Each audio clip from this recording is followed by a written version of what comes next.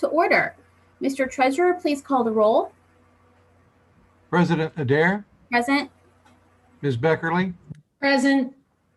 Mr. Brown,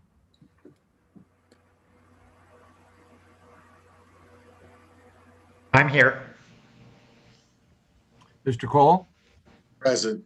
Dr. Pierce, Present. Mr. Ragland. Is excused this evening. Thank you. And Vice President Reyes. Here. You have a quorum, Madam President. Thank you so much. We will now have the Pledge of Allegiance from one of our student ambassadors, Alicia Stallings, who's an 11th grader at Afrocentric Early College. Hi, Alicia. Welcome to the meeting. Hello. It's so great to see you. Go ahead and lead us in the pledge.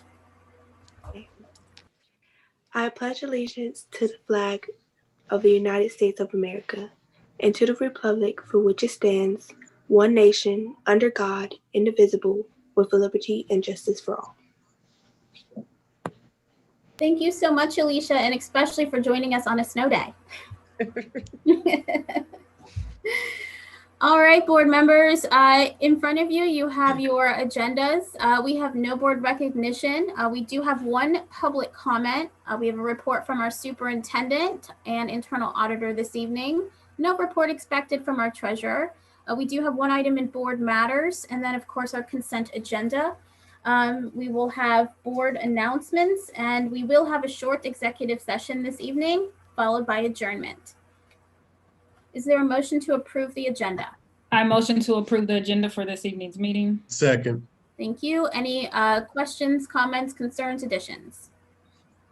Seeing none, please call the roll. President Adair, Yes. Ms. Beckerly, Yes. Brown, Yes. Mr. Cole, Yes. Dr. Pierce, Yes. Vice President Reyes. Yes. Motion carried. Thank you so much. Before we head into our public comment, I just wanted to make two very quick announcements, recognitions really. The first, as we all know, it's February, so it is Black History Month. And so we know that that is going on, and there'll be different events I know different schools have, so be on the lookout to our social media to participate in those events. Also, we want to recognize February 1st through 5th as National School Counseling Week. So thank you to our school counselors. The theme for this week is school counselors, all in for all students. And so we want to really thank and highlight all of our school counselors who they've been working so hard. I personally want to thank my own school counselor who has, talked with my daughter and, helped her through some of this COVID and remote learning. It was a great asset to us. So thank you, school counselors. So I want to recognize you. All right, we're going to go ahead and go into our board public comments. So our board liaison will join us with our first caller, who is Miss Ella Coleman. She's going to be asking about a follow-up with the Black History curriculum in CCS. The action requested is to move forward to accept Black History curriculum and to review her presentation. So each caller has 4 minutes to address the board. Board Liaison Nichols, do you have the caller? Yep, the speaker's on the line. Hello, Ms. Coleman. Welcome to the board meeting. You have 4 minutes to address the board this evening. You may begin. Thank you very much. And I want to wish the board, the superintendent and the board, a very enlightening Black History Month as we celebrate. And that is exactly why I am on the line, is just to follow up. I did attend the board meetings back earlier it was actually probably in the fall part of last year, summer and fall part of last year, and I brought a presentation to implement Black history into the curriculum of CCS, and I actually presented 2 proposals, and at that time there were questions and so forth. All of them I probably could not answer. I do have a tentative budget that I've put together, and I'm going to email that to you all. But I'll just basically email to you. I won't even say all of that on here, so I will email that to you. I wanted to connect again so that you would know that I had and that I'm very serious about what we're trying to do. Also, in that interim time, I have been in touch with the curriculum department. They did contact me, and we did do some brainstorming and want to move forward with it. We talked about summer sessions for teacher training in the area of Black history and culture. And so that's where we stand right now. I have, been working on that, and I have put together a team of trainers that are qualified and certified to bring forth that training in the summer. I realized that we're in a very critical time, so I knew that even the superintendent was grappling with, just even how to handle this whole COVID situation. So I've been in prayer for that. And I do really appreciate the opportunity to try to make our school district, to bring it up as far as, in where we are as far as achievement. And because as I looked on your website, I did, see where, our goal is always to produce and to prepare the students to be able to go out into society. And I really believe that the Black history proposals and also even this budget, even though it's just an estimate, will help us to go in the right direction. So I am hopeful for that. I will take any of your feedback right now. Okay, well, thank you so much, Ms. Coleman, for that update and letting us know where this is. And thank you for continuing to work with the district. Board members, do you have clarifying questions or comments from Ms. Coleman? Dr. Pierce. Ms. Coleman, again, I echo President Adair's comments. Thank you for coming and giving not just us, but the public this update. It's a great pleasure when the public knows that the work is still continuing. And so we appreciate that. My question for you is there anything that we as a board can do to help you further advance the work that you are doing currently with the administration? Is there anything that we can do to forge relationships within the community, to forge relationships with our LECs in the interim, so you are able to, in some respects, start now? We know that Black history happens year round and not just this month. So what can we do to leverage our resources to help you advance student learning and cultural competency throughout our district and community? Well, one of the things I think that we can do is together, because I don't claim to know it all, we all are trying to make everything better, is to be able to actually maybe, get on some kind of call or communication, or I know we're not meeting much now face to face, but to get on a call or something where we can kind of, get a working plan for implementing this proposal that I put before you. And so I see us, I don't know if you all even know me or not, maybe I think some of you do and some of you don't, but I'd like to just maybe get a chance to meet you at some point here in the next month or so, or even during the Black History Month, where we can just, you can get to know more about me, and you can get to know more about the details of what we can do, and also to help me to understand more of, what you all are willing to do to make this happen, because I'm just not really clear on a lot of things. And of course, you can't be just coming together on a public forum, but it takes a lot of nuts and bolts. I want to also add that I did not forget, I do have a couple of articles that I'm including in this package, and you'll have time to, in your spare time, to read those, and also to just look at the budget and put in mind, when you read the budget, that it's mostly estimated, because a lot of things have to go through the curriculum, a lot of things have to be approved, by the board. I realize there are standards there. You have to look at everything that is going to go into a curriculum. I did follow the audit of the curriculum, so I'm kind of aware, that everything should kind of be succinct, should be in harmony with, other things that you're doing. So I've been trying to keep that in mind. I do have a list of books that will follow this budget that I will forward also. I'm putting together, I'm trying to comprehensively put together what I would think would be, good materials, and then work with you all to make sure that that's what happens, and that we really have a refined Black history course within there. I did look at the courses that were offered in social studies. I did see one course in African American history, but it didn't have any other information there. So just for me to even know what, exactly what that is, and then being able to move forward with the new, what we're going to infuse into the curriculum. So I do appreciate this opportunity. Thank you so much. Well, thank you again so much. I appreciate you sharing all of that information and letting us know where we can plug in and help. Anyone else have any clarifying questions for Ms. Coleman?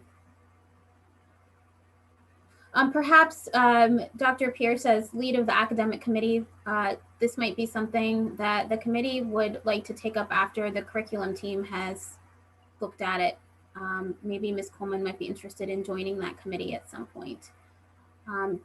Ensuring culturally competent curriculum is something that we as a board are committed to, and we certainly need partners to help us. And, we certainly have a wonderful academic department that leads that effort, but it's always good to hear from outside perspectives as well.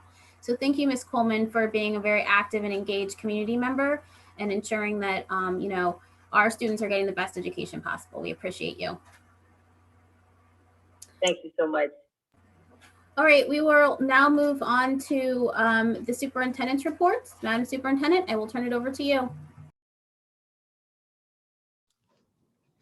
Thank you, Board President. So tonight we have two presentations for you. First, we'll please welcome our guests from the Ohio State University College of Public Health. We first have Ms. Ann Trend and Dr. Aziz Hyder to tell us more about the COVID-19 analytics and targeted surveillance, or the CATS dashboard that will launch for Columbus City Schools this month. So I will turn it over first to our Deputy Superintendent, Dr. John Stanford, who will introduce our presenters and tell you just a little bit about what we have been doing with this partnership and why we wanted to enter in this partnership with Ohio State University. So Dr. Stanford. Thank you, Superintendent Dixon. Before I introduce our two guests, I'd like to say that Dr. Dixon really was excited about the CATS project when she became aware of it, and directed myself and others to meet with the CATS team and to get a better understanding of the CATS program and how it might be helpful to the district as we were trying to make decisions related to the COVID-19 pandemic. And so after the first initial meeting with Ms. Trend and Dr. Hyder, it became quite evident why the superintendent was excited about the project. And so we reported back to the superintendent our thoughts as a team based on our meeting with them. And she gave us the green light to move forward with bringing the project to Columbus City Schools. In a nutshell, and I know the two of them will do a better job of explaining it than I could, but in a nutshell, the system will allow us to have better data information at our fingertips that we will monitor on a regular basis that will help us make decisions moving forward about how we deal with the pandemic and the strategies that we use to help our staff and our students as best we can. And so with that, as the superintendent indicated, we have Dr. Reyes with us this evening. He is a core faculty assistant professor of translational data analysis at the College of Public Health. He says that public health is his life. Dr. Hyder began his career as a postdoctoral researcher of environmental epidemiology at Yale University. He then became a research associate of health services research at the University of Toronto. He joined the Ohio State University's College of Public Health in 2015 as an assistant professor. His current research priorities are birth outcomes and infant mortality, opioid epidemic, and food insecurity. He says that a novel theme of his research is developing strategies for community-centered modeling, where models are co-created, personalized, and relevant to the community needs and generalizable to other communities. He earned a Bachelor of Science degree in biology from McMaster University in Hamilton, Ontario, and a PhD in biology from McGill University. Joining Dr. Hyder is Ms. Ann Trin. She is the center's senior program manager at the Ohio State University. And the center is the Center for Health Outcomes and Policy Evaluation Studies in the College of Public Health at the Ohio State University. Ms. Trin has almost 2 decades of experience in public practice and research in different settings, including local and tribal governments, non-public, and universities. Her work has focused on prevention, equity, and the social indicators of health. Before taking her position at the college, she served as the maternal health epidemiologist and program specialist for Columbus Public Health. During her 7 years with the city, she performed outbreak investigations and developed and led community coalitions to work with diverse partners to reduce Franklin County's infant mortality rate. From 2008 to 2010, she lived on a reservation and worked with tribes in Minnesota, Wisconsin, and Michigan as a chronic disease epidemiologist. She went to school in San Diego and received a BS in microbiology at the University of California, San Diego, and an MPH in epidemiology at the San Diego State University Graduate School of Public Health. As you can tell, both of them have extensive backgrounds in public health, and I will now turn it over to Ms. Trin and Dr. Hyder for the presentation. Thank you so much. We're very happy to be here to talk about the project that we've been working on with everyone. And I'm sorry I was not able to bring the sunshine from San Diego. I haven't been there in a while, so it doesn't pay attention to me anymore. Thanks for I the will- reminder. I will start with some slides, and then if we have time, Dr. Hyder will do a demo. But we really want to be able to focus on any questions that you might have for us. So we can send out additional information if you'd like after. So our system is the COVID Analytics and Targeted Surveillance System for Schools, which we call CATS to make it seem less intimidating, because the word surveillance is intimidating. We've been working since last July with these various partners: Franklin County Public Health, Columbus Public Health, Resolve to Save Lives, which is a national nonprofit, Educational Service Center of Central Ohio, and then school districts throughout Central Ohio. So today I will give a brief system overview. I will then share some screenshots of data. Some of it is real, some of it is from an unnamed district, not Columbus. Talk about how to move the data to action to protect students and staff, and then discuss some next steps that we have to be ready to go into live surveillance as students go back to school. So our system is a syndromic surveillance system. It uses different sources of data and indicators that we believe will help us predict an outbreak in a school building or a district attendance area.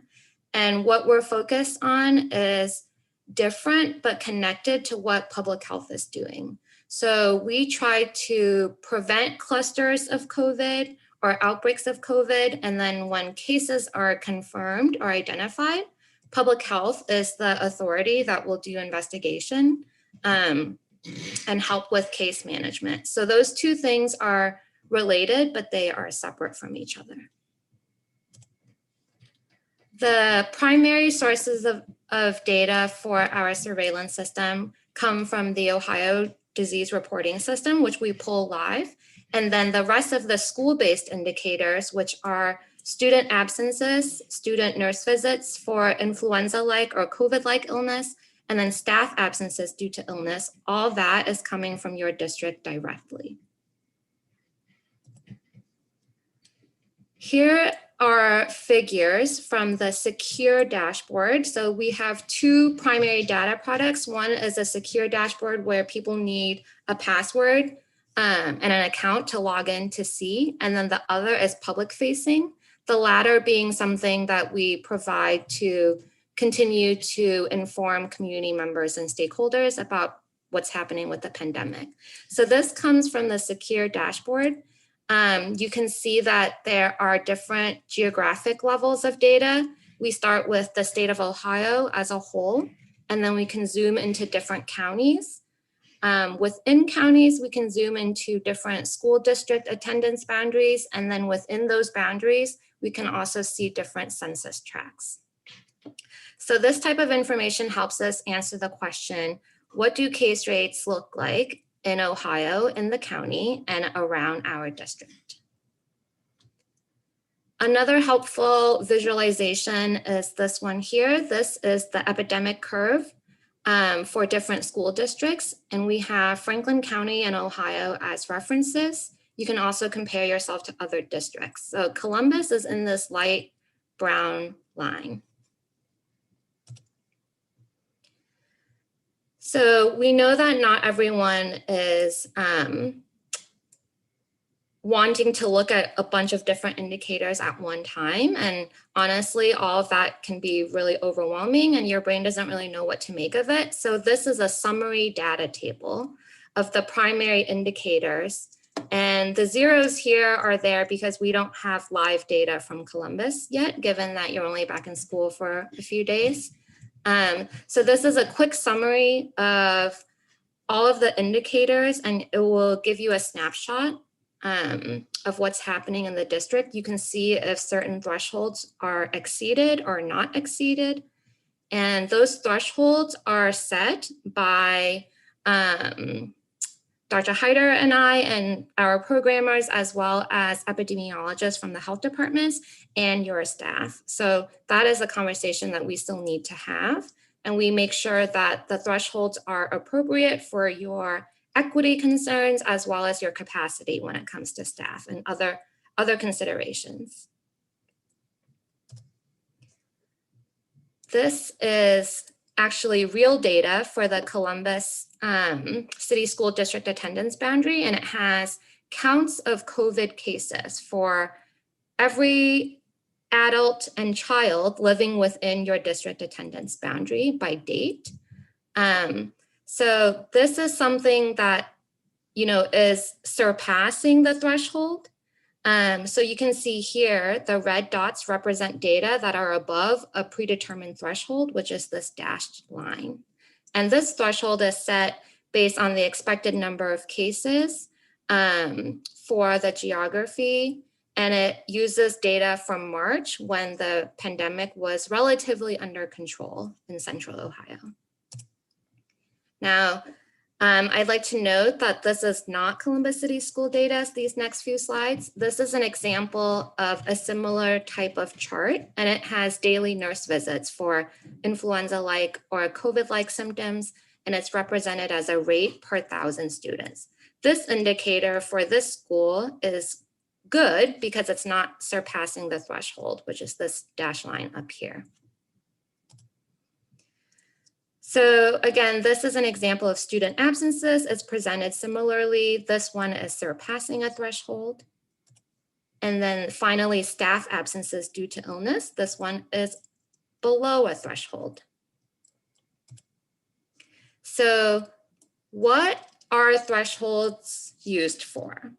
When we first began this project with Hilliard, we tied some of the data to specific learning modalities, and we quickly learned that that was not appropriate because it didn't take into consideration some of the community context. So data really comes to life when community members and different stakeholders give us more information about what's happening.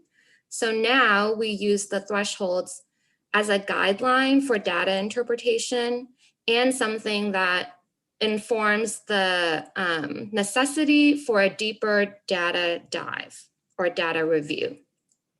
So after the thresholds are surpassed, multiple of them for a few days or even a couple weeks, that will trigger a data review team meeting with public health and Columbus City Schools.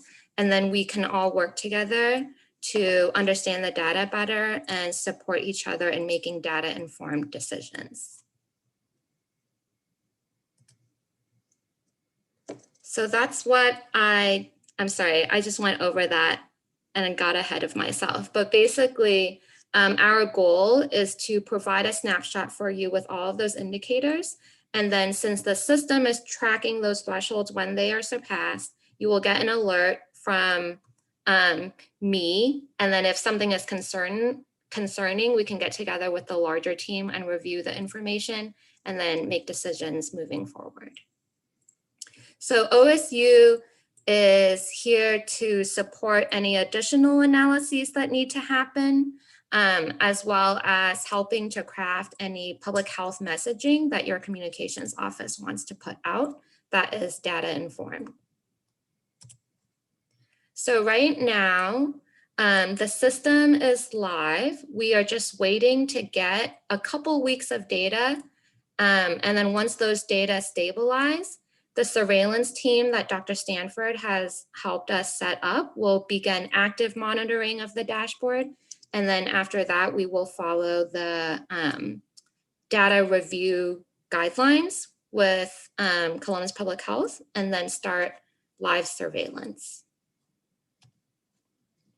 So this is a summary timeline of what we are hoping to be able to do in the next couple weeks.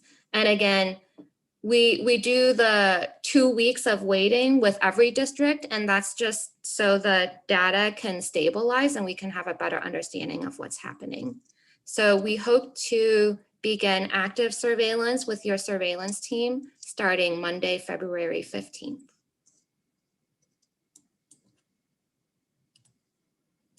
So now Dr. Hyder and I can take questions. And if there's still time after questions, we can show you the secure dashboard, and Dr. Hyder has a mock-up of the public-facing dashboard. Board members, do you have questions? Board Member Beckerly. Thank you very much for this presentation. And it seems to me like in a general sense, is this kind of going to function as an early warning indicator? Is that kind of the idea behind it? Exactly.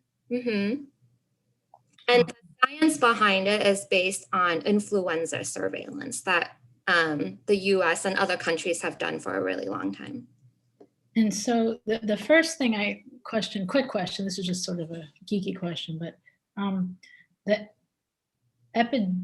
epi curve, that's what we call it now.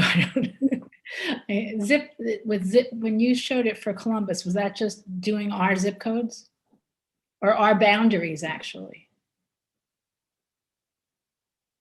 Oh, we got to unmute. Yeah, sorry. And Dr. Hyder can tell you more about this, but we get the data from the Ohio Disease Reporting System, and every case has an address, and every address has a latitude and longitude. So we map those lat-longs onto a map of your district boundary. So we call every case that lands in that boundary a Columbus City School attendance zone case. And those cases don't include people who live in nursing homes or people who are. It does or does not include them? It doesn't. We take those cases out. No, that's nice because I've been, sort of extrapolating from Columbus Public Health's data about, roughly where our districts are and roughly what zip codes. So it's nice to have that sort of a clean curve. Yes, and we had challenges figuring out how to present building specific data for you. But because you're an open enrollment district, that wasn't something we were able to do. So instead, we are going to ask you to monitor what's happening in each of the census tracts based on where they fall within your district boundary. And by census tract, you mean zip code? No, census tracts are smaller geographic units than zip codes. Thank you. You're welcome. Board Member Brown?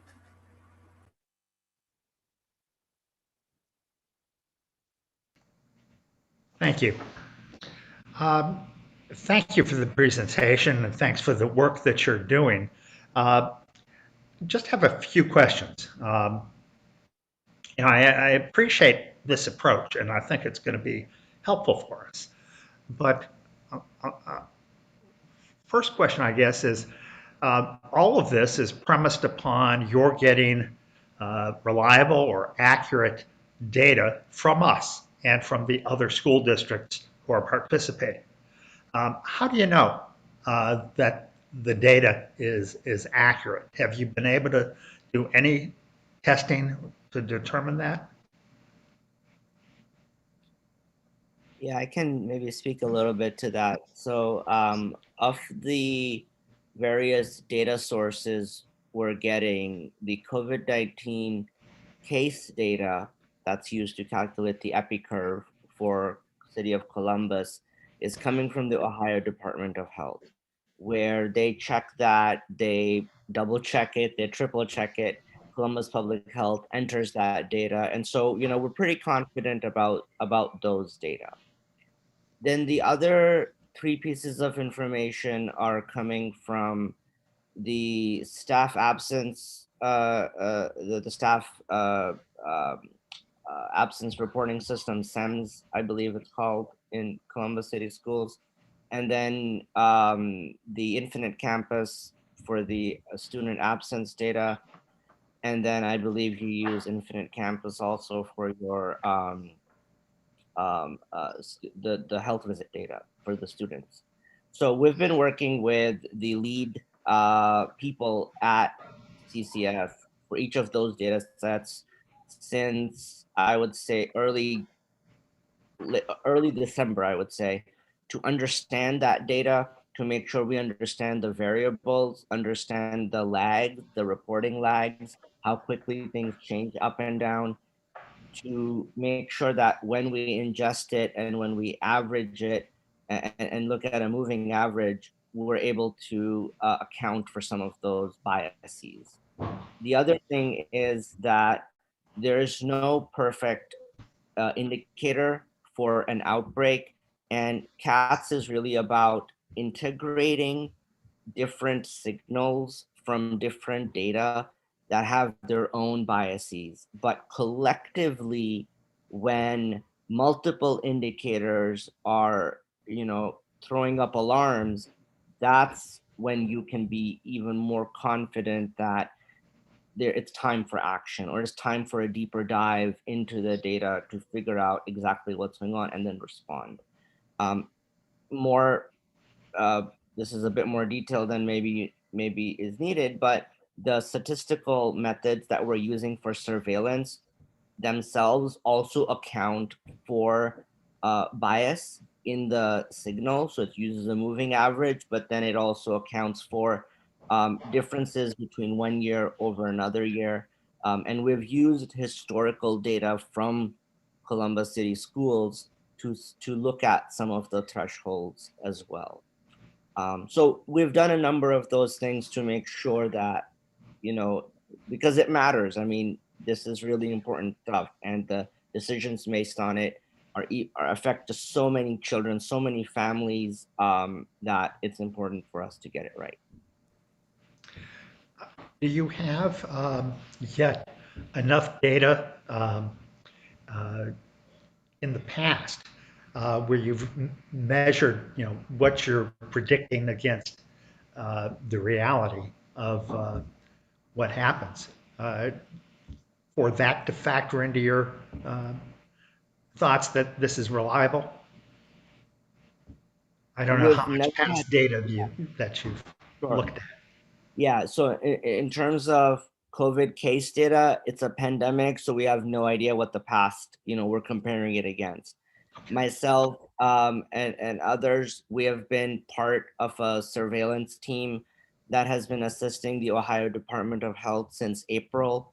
So we've been advising the state and the local health departments on different surveillance strategies since then. So we've taken some of that knowledge about how to set pass thresholds and applied it for schools. We have used the historical data on student absences and staff absences to better understand. But again, that's just one number because this year, everything has changed so much that it's a useful marker to tell us that we're in the ballpark, but we're also going to rely on the surveillance, on the data review team that Dr. Stanford has put together because they understand the day-to-day nuances, the blips, the circumstances in that data. So that's our strategy. Okay, just a couple more. First, or next, the indicators that you've selected were selected based upon your experience with influenza. Is that what I understand? But yeah, and yeah. You can answer. And I guess the other part of that is are there good reasons to believe that the influenza indicators correspond to the COVID-19 indicators? Yeah, so there are differences in how they present, but we use a specific list of symptoms to make sure that for the nurse visit data that we are capturing things that do look like COVID and or flu if they're confused.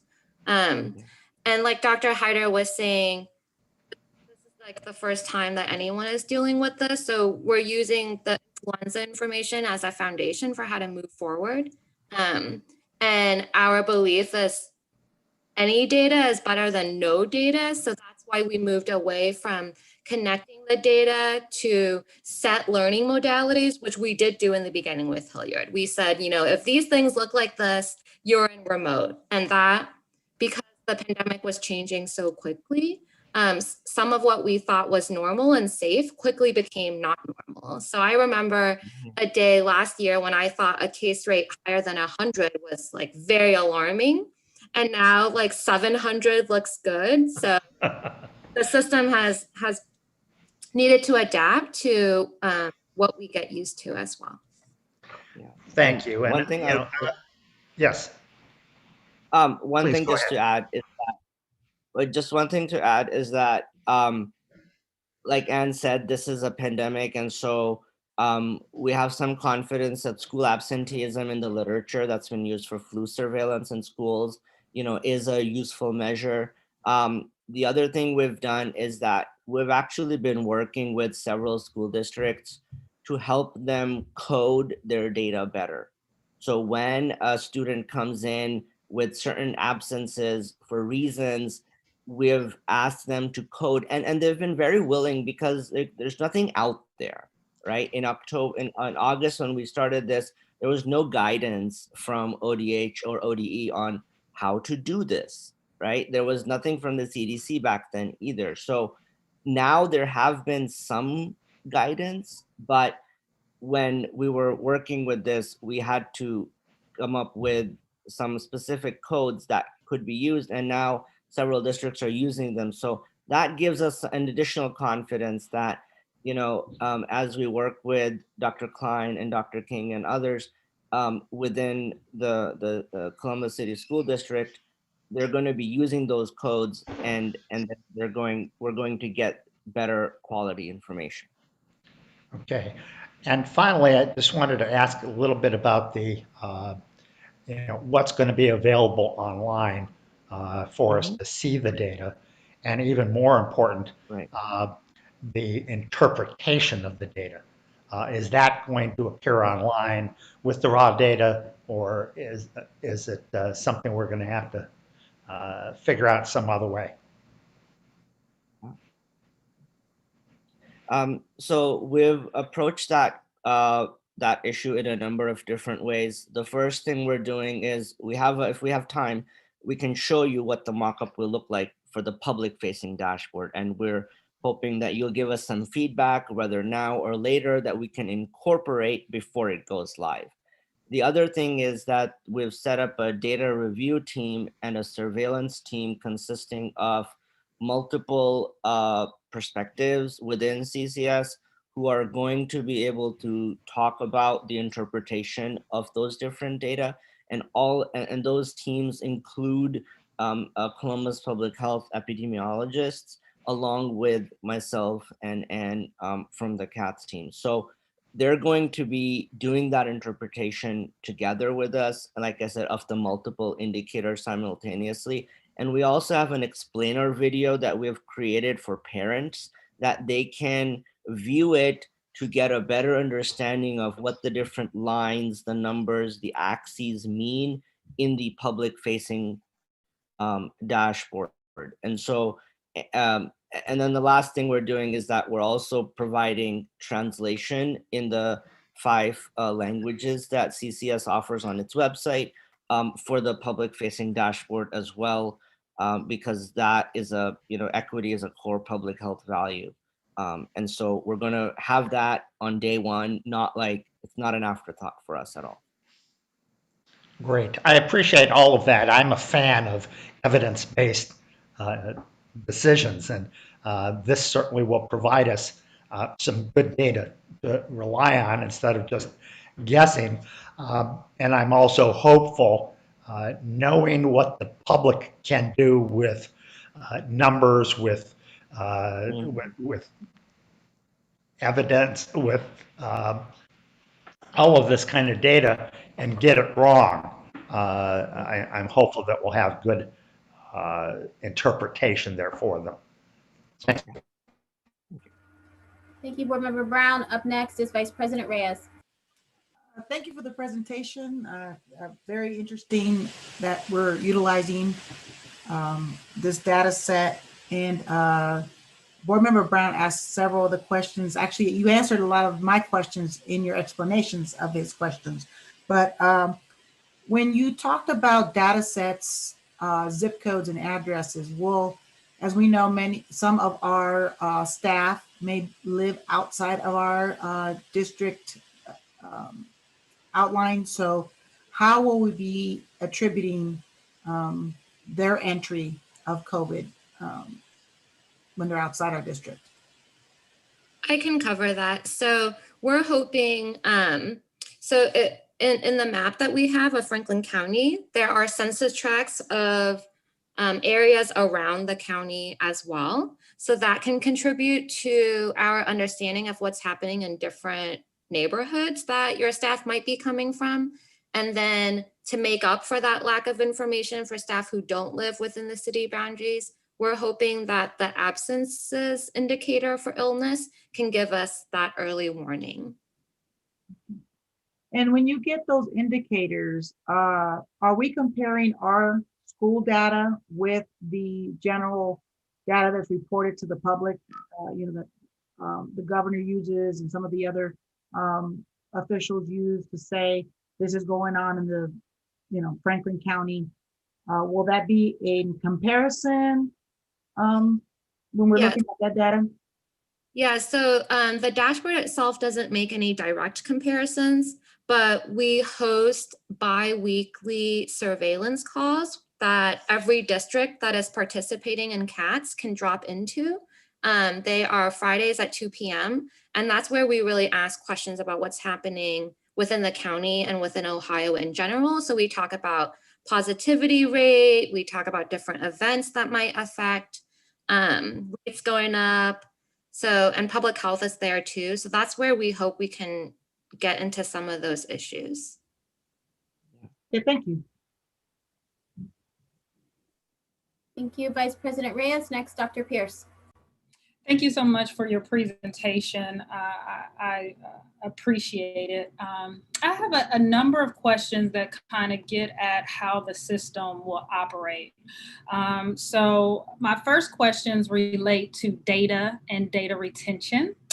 I'm not sure if this is a question for you or for our administration, but have you determined the minimum amount of time that is needed to retain the data that you're collecting? Is there a set deletion schedule for that data? So in essence, what are the legal requirements and ramifications that will come with this data collection?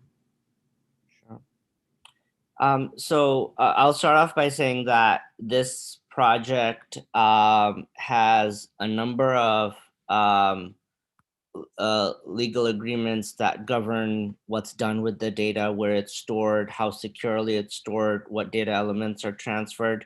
So one is that there is an OSU IRB approval that was given for this project.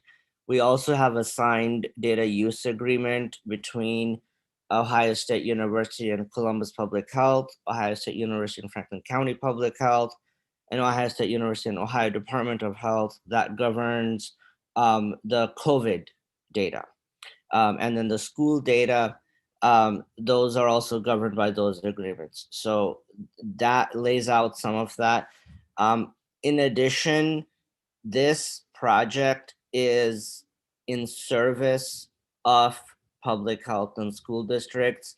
There is no research that's being conducted in any of this, where none of us are interested in publishing any of this. This is completely meant for service. So as soon as this project is over and it's not going to be used anymore, all the data that was provided would be deleted, removed securely.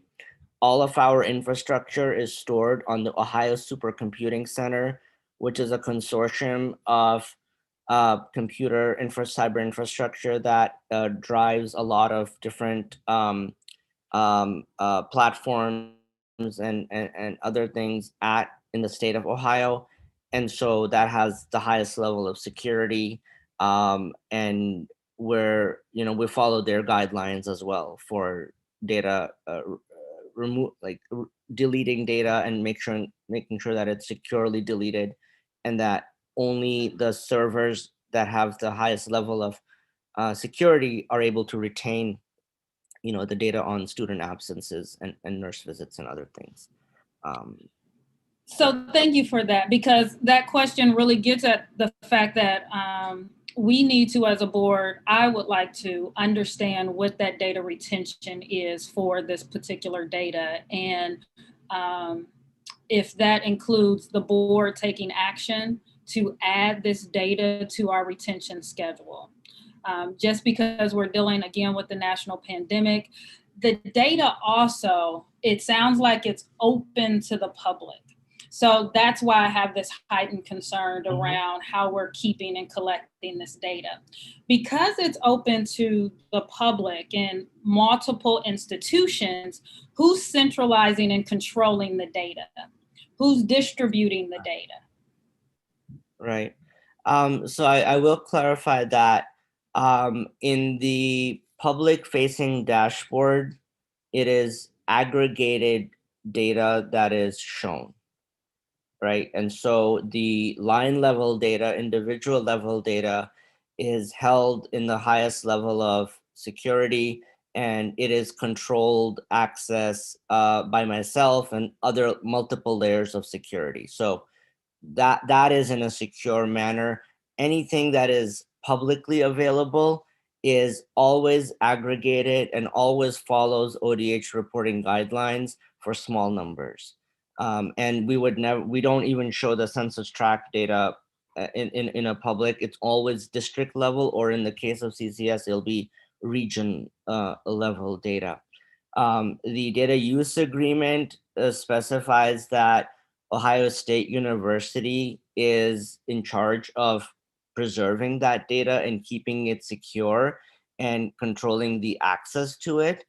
And like Ann mentioned earlier, the secure dashboard is where we provide anybody with of that district says, please provide my board member or my staff access to the secure dashboard. There's another level of security built in because accessing the secure dashboard again means you only get aggregated data, never access to the row level data. The only individuals who have access to the row level data are the IT staff at CCS who are uploading that data through a secure file transfer protocol. And they're the only ones who can access those folders. And again, they can only access specific folders that I grant access to. So ultimately, as the PI for this project, the responsibility is on me to make sure that I follow the state guidelines, the institutional guidelines at OSU, the federal guidelines, and abide by the data use agreement that we have signed with Columbus City School Districts. So that's I hope that's helpful. It's very helpful. So are you the only PI on this project? I am the primary PI, yes. You're the primary PI. How many other PIs are on the project? What primary PI, meaning I'm the PI on the contract that we have with ESC of Central Ohio, under which Columbus City Schools is covered as one of the districts that we're providing CATs for. So what I'm understanding is that you're the primary PI. There's several other PIs that have been listed on this project. Some of those PIs are connected with institutions. No, there are no other PIs on this project. Okay, so you are the primary PI.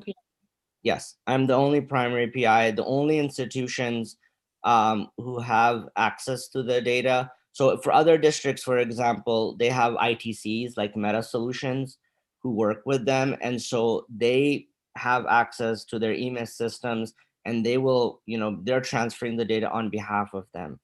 Staff absence data that ESC offers, they pull that data and there's one person there who has access to just the staff data. But everything that the data that comes from CCS is only accessible to myself, programmers who are working underneath me and I'm directly supervising, and then the CCS staff who are uploading that data. Okay, so are there any co-PIs, secondary PIs? Nope. Okay. So in this particular process, we are uploading the data. You and your team are working to ensure that that data is entered in the appropriate fashion and that it is visually displayed in ways that are appropriate. So I'm understanding a centralized process by which your team will then distribute the data back to our district and back to health officials who will benefit from having that data, correct? That's right. That's right. Okay. So sorry that I'm trying to get there. So I think it's important that I think it's important that we understand this process because one, I think when we're monitoring our COVID-19, we're going to get a lot of questions from the community about, is this symptom monitoring or is this absence monitoring? So it's very important for us to understand this process. So when we get those questions, we can formulate questions then back to the administration to help us understand what is actually being monitored, who has access to that data, and then how that data is distributed. The last question then that I have is again related to kind of this privacy. And I understand, and I think it's great that you all are not providing that census tract data because we know that researchers can pinpoint where those locations are and do additional data. So thank you.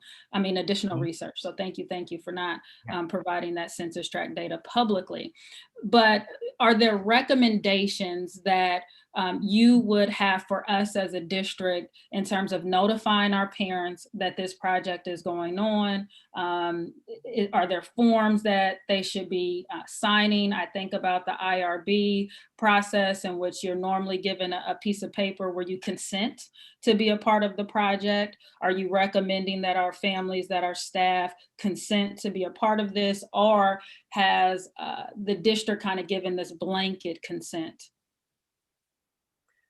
I can speak on behalf of the IRB at OSU that they reviewed the project, they reviewed the data elements and what was being done with it, and they deemed this project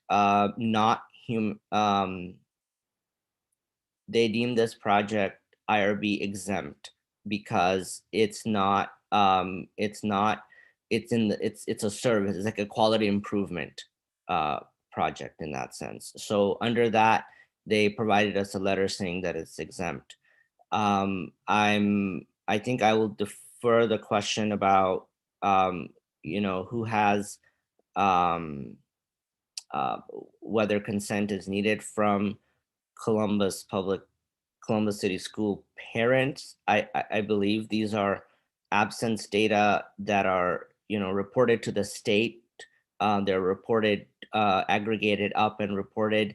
And the data elements that were provided to us, we're assuming that Columbus City School District has the authority to provide us those data.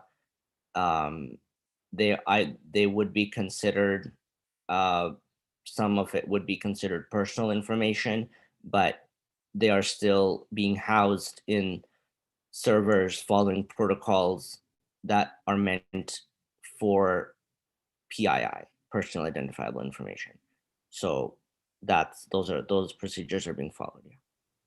Thank you so much, Doctor. And I appreciate that you sharing the exemption. And because it has exemption, then we're not required to give that consent to participate, but I would strongly encourage us to inform parents and in a way that the community can understand exactly what we're monitoring, what data we're collecting, and how long that data will be collected. Thank you so much. Absolutely. Thank you, Dr. Pierce. I have a quick question. Does the agreement, or are we only allowed to use this data for the purpose of health? Seems like we're getting a lot of great data that we might be able to use in other aspects of our strategic planning. Is it only tied to health that we can use it?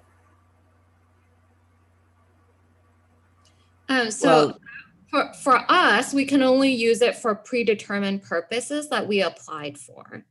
But we have also done additional analyses when other school districts have asked us specific questions with the available information.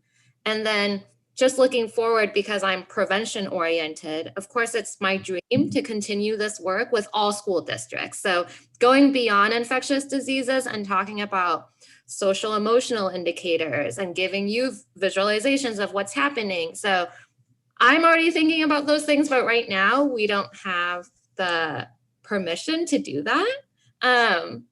But my goal is to turn CATS into something that is more holistic and get away from the pandemic when we can get it under control.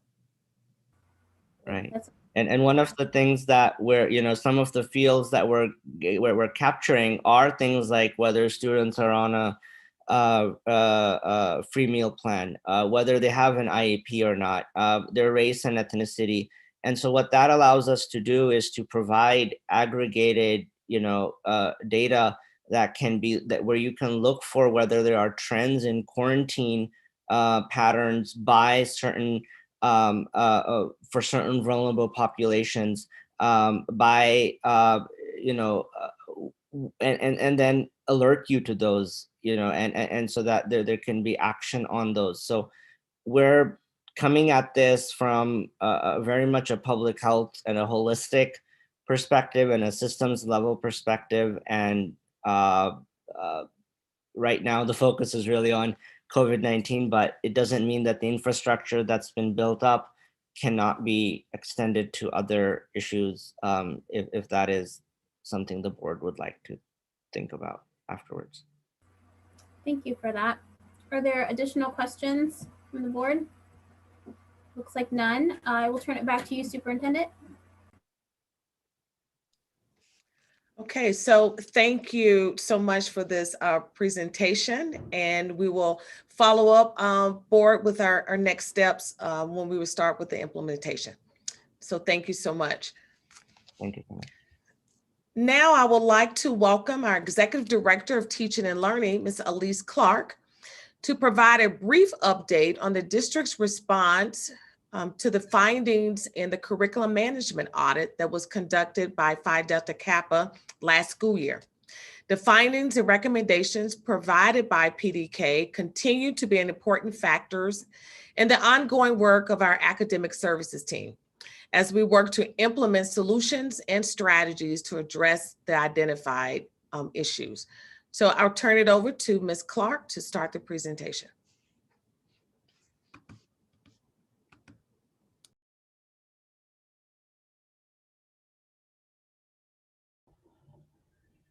I do apologize. I'm having connectivity issues.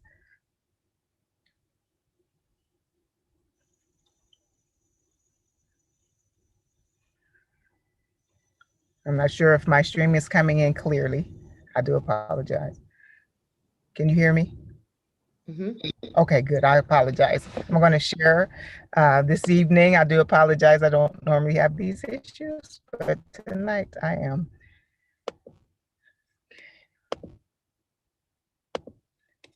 Good evening to President Reyes, to President Adair, excuse me, Vice President Reyes, to Dr. Dixon and Mr. Bohoric. Tonight, I'm going to share with you how we are responding in academic services to the findings of the PDK curriculum management audit, where we are and where we're going next. As you recall, last December in 2019, Columbus City Schools commissioned Phi Delta Kappa International to conduct an audit of our curriculum management systems that the district currently had in place. As a result of the audit, we identified areas of strength and areas of need. In addition, we found that the audit also contained recommendations that are well aligned with our work on the portrait of a graduate and the strategic plan. We have continued to work with PDK to receive training and preparation in the way of level 1 curriculum management audit training, which we participated in this summer and fall.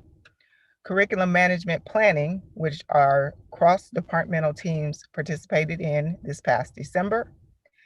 We will continue our work with them as we participate in training for program selection, implementation, and evaluation training, as well as curriculum writing for central office, as well as teaching staff across the district. There were 7 recommendations as the result. The progress I'm going to share with you tonight are in response to the recommendations that speak specifically to academic services in the way of curriculum design and development, and then curriculum delivery. When we look at recommendations 2 and 5, the focus was to make sure that we could increase the alignment of the written, taught, and assessed curriculum. We also realized the need to prioritize equity in every policy plan and aspect of teaching and learning. We have created curriculum maps that are aligned and all include a year at a glance, the scope and sequence, as well as curriculum and instruction guidance for every course. Over the summer, we have rewritten curriculum documents for 73 courses, grades K through 12. In elementary, we have rewritten reading and math frameworks. We have included our district curriculum coordinators as well as teacher teams throughout the district participating in this work. We have, in addition, created professional development videos for activation training as we move forward so that these documents can be used across the district. This work will continue as we rewrite curriculum for our remaining content areas, ensure all curriculum is in our learning management system, and then implement a continuous system for evaluation and feedback to ensure equity and quality. For recommendations 3 and 5, we focused on the writing of our multi-tiered Systems of Support, or MTSS Guidebook. This is an administrative guide that is created across the departments and academic services. It speaks to the recommendation that we implement systems that ensure effective instructional practices and rigorous student work associated with high levels of student achievement. Contained in this guidebook is the core instructional framework, along with an assessment system. It includes systems for intervention for tiers 2 and 3 for reading, math, ESL, gifted, social and emotional learning, and pre-K. We have also included decision trees, focusing on students in pre-K through 12 literacy and math, least restrictive environment for our special education students, ESL, gifted, career and technical education, social emotional learning, with tiered strategies and intervention for both behavioral and academics. In addition, the guide includes a 5-year professional development plan. Each professional development plan is tiered and differentiated by job role. Tier 1 actions for professional development include what we expect all staff to be able to do, to know and do. Tier 2 focuses on needs that may arise as a result after teachers have had the training in Tier 1. It also allows teachers to specialize, and that would be an example of some of our special programs that would be included in Tier 2. And then individual support would be available in Tier 3. Professional development is identified specifically, plans for our elementary and secondary curriculum, special education, ESL, gifted, career and technical education, our VCAP program, higher educational partnerships, health services, school counseling, social and emotional support services, and professional learning and licensure. We have aligned our professional development with student achievement goals and created a 5-year plan. Year 1 will be an activation, focusing on what staff being able to use and be familiar with the curricular materials. Year 2 will involve analysis with the result of strong implementation. Year 3, we will use continued feedback and analysis to create a plan to refine use of the curriculum materials. Year 4, the expectation is full fidelity of our adopted materials, with year 5, realization aligned with our student achievement goals.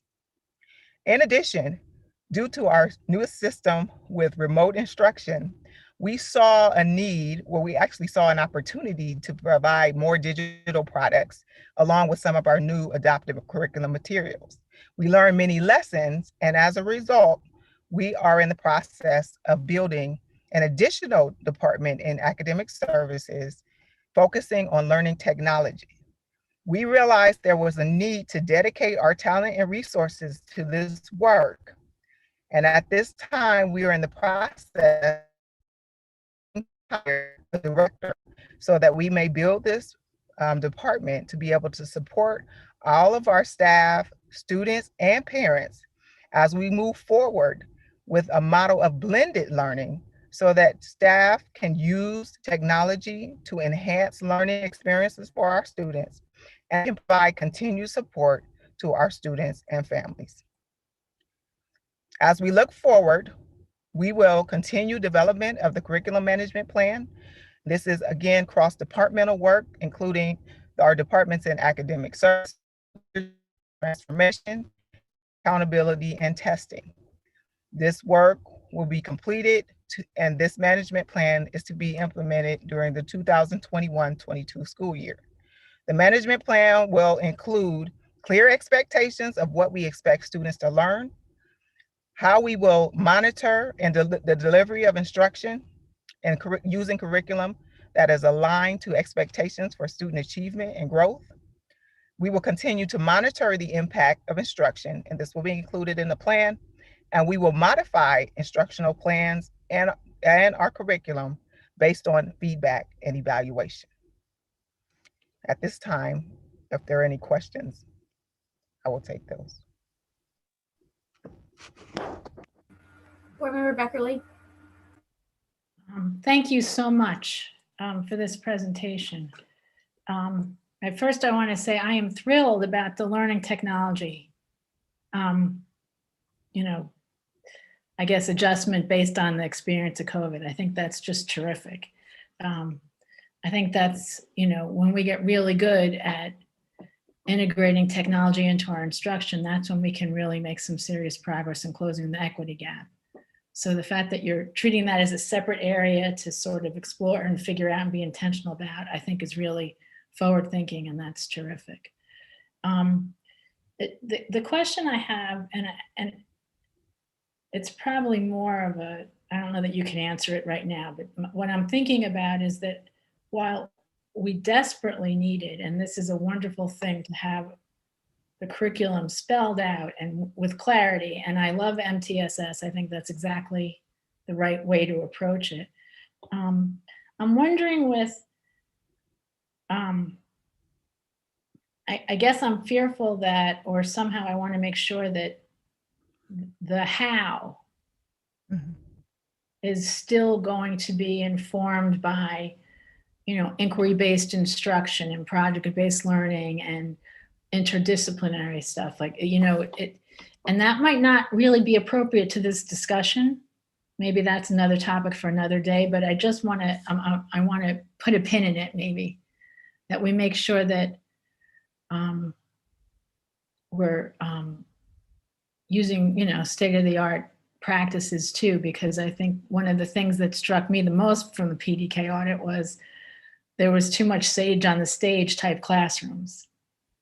So I just, that's the one thing I want to make sure. And I think that that's probably a separate issue entirely, or a separate question or discussion from having this curriculum in place. And it seems like it's wonderful work. But so those are just two things, really observations. But so excited about the deep dive on the technology front. Well, thank you. And I can tell you that when we look at the alignment of the work with the strategic plan, that fits right with your concern. So part of the strategic plan, the focus is that deeper learning. So again, we're going to be very intentional when we provide those instructional resources and guidance, that we actually are looking at our curriculum to make sure teachers can make those decisions and will be able to go deeper in the learning. So I think it's very valid. Thank you. Because it's meshing both. That's wonderful. Thank you. Thank you. Vice President Reyes. Yes, thank you for the presentation. My question, so we talk a lot about the teachers. How do we incorporate, or is this the point where we incorporate our support staff, such as our custodians, our bus drivers, some of our great staff that has stepped up and filled in gaps in needs that we had in the district with our children? As I've been talking to some of our staff, there is a need, but I really like that technology piece, because a lot of them were wondering about how to get more proficient with the tools that they've been given. So the non-teaching staff, but we bring them in as support staff to monitor or to assist with some of the other things that the district has. Will this include some professional development for them? So as far as support staff that are non-teaching, at this point, I guess that was something we'd have to go back and look at. Now, our staff, like our intervention, our IAs and our library assistant, of course, they would be included. We also have specific roles and responsibilities. And I appreciate you saying that I just called out teachers, but those roles and responsibilities include the Board of Education, the superintendent, our chiefs, our central office, so all of those people. So I believe that would be something as far as the non-teaching staff for us to look at and see where that fits. So I'll take that definitely back to the team. Wonderful. I just want to make sure as we have professional developments, even if we have the opportunity to record them now that we're, in this technology Zoom world, I know there's a lot of other staff that's interested in learning how to develop. I met a kindergarten teacher who was um, a PTA mom who ended up being one of our parent consultants, who then went to school. Now she's a kindergarten teacher. How great would it be that we would have been able to include her as a professional development that she would have already had once she started within our organization. And I know there's resources, but I think we are in a different world in this cyber world where we can have more people attend and or have the opportunity for that to be assigned to them if they're interested in that ability. So I would appreciate if some of those options are left open for some of our OPSI and other staff members. Thank you. Absolutely. Thank you. Thank you. To Dr. Pierce. So thank you so much, Ms. Clark, for this presentation. I appreciate the work that you're doing on this project, as well as the grading policy that we've been working on. So thank you for this. My questions are going to take a deep dive into what we're providing for our teachers when it comes to professional development. So over the course of not just this week, but this week it's been really heightened with teachers sending emails about the curriculums that they're working on, the lesson plans that they have to write, how it's extremely demanding for them. And so when we come out of this hybrid learning, we're going to really have to hit the ground running with some personalized professional development for our teachers. There may be some teachers that understand how to use the technology really well. There may be some teachers that may need a little bit more hands-on training when it comes to the technology. So what I would like to know is, are you all going to continue to look at this a little deeper to see when and where we can begin to provide personalized professional development for our teachers? And that personalized professional development also have elements of differentiation for our teaching staff? So I think that it's a very valid question. And one of the things that we've begun to talk about is, as we align our professional development with district goals, then we can actually focus in specifically on areas, because that's one thing. Sometimes I think we offer so many things for the teachers, then it's how do I choose what's most relevant to me? So when we look at our core instructional framework, one of the things we did was created a core instructional framework, a self-assessment that teachers can take individually. And then sometimes they also compile those results as a building.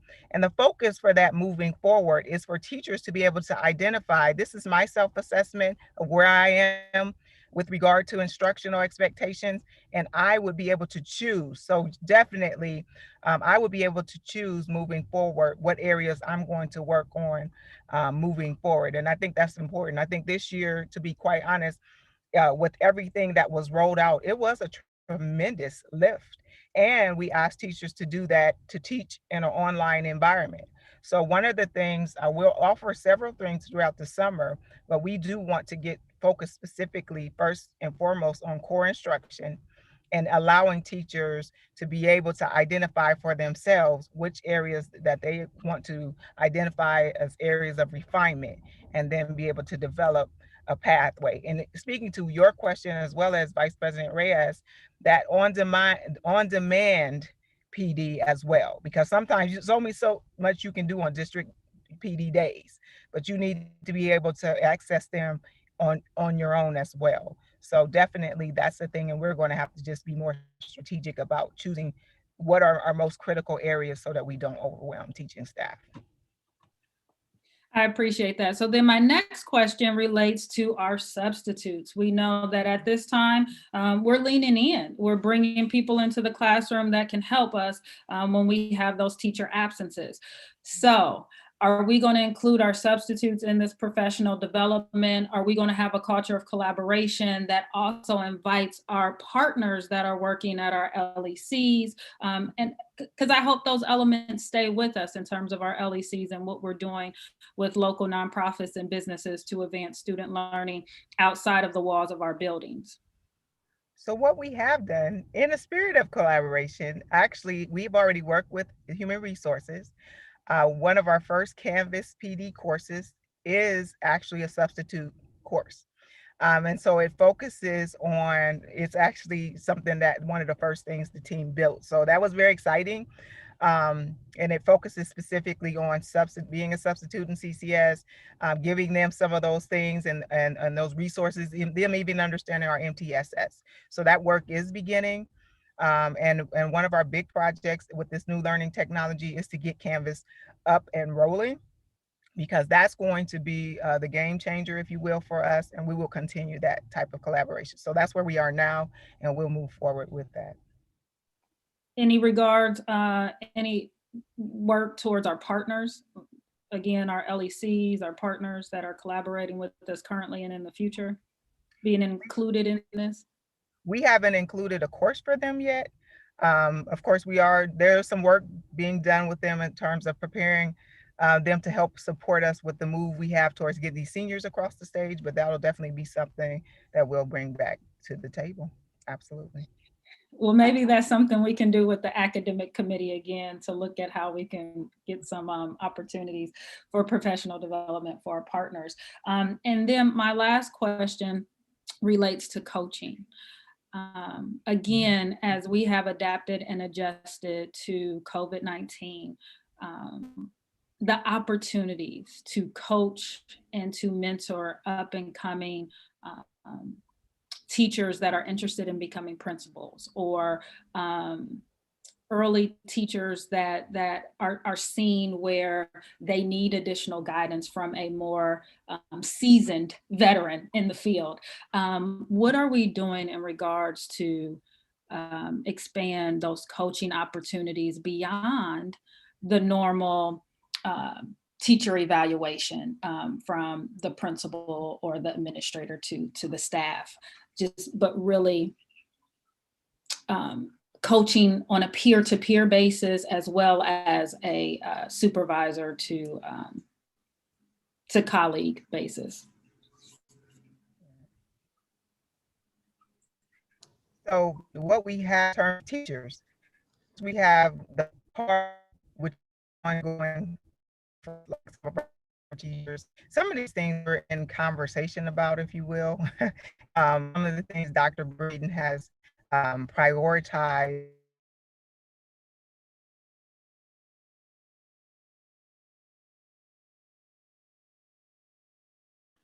Well, I apologize. Okay. Dr. Breeden.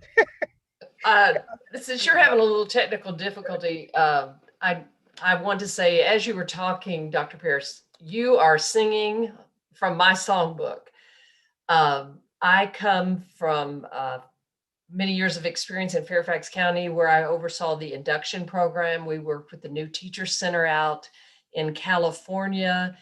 Teachers need 3 years of diverse type training to really get grounded, and also to be able to retain them. We're losing some of our very, very best people, as you well know from the research. So as we are getting the ability to get some additional, especially Title II dollars, we are in conversations right now with what is our coaching model is one of the questions that we need to wrestle with. And then what is our induction model? And before I go, I just have to say, Dr. Pierce, I saw you at the session on YouTube the other night during our strategic planning, and you had the book out. And this is one thing that I encourage everyone to do, is to use this as a guide for problem solving and for everything we do to personalize and customize the work that we do. So thank you, Dr. Pierce, for modeling what I've asked our staff to do. Thank you so much, Dr. Breeden, and I'll do I approve of that message. So if you need to use that video clip as a model, please feel free to do so.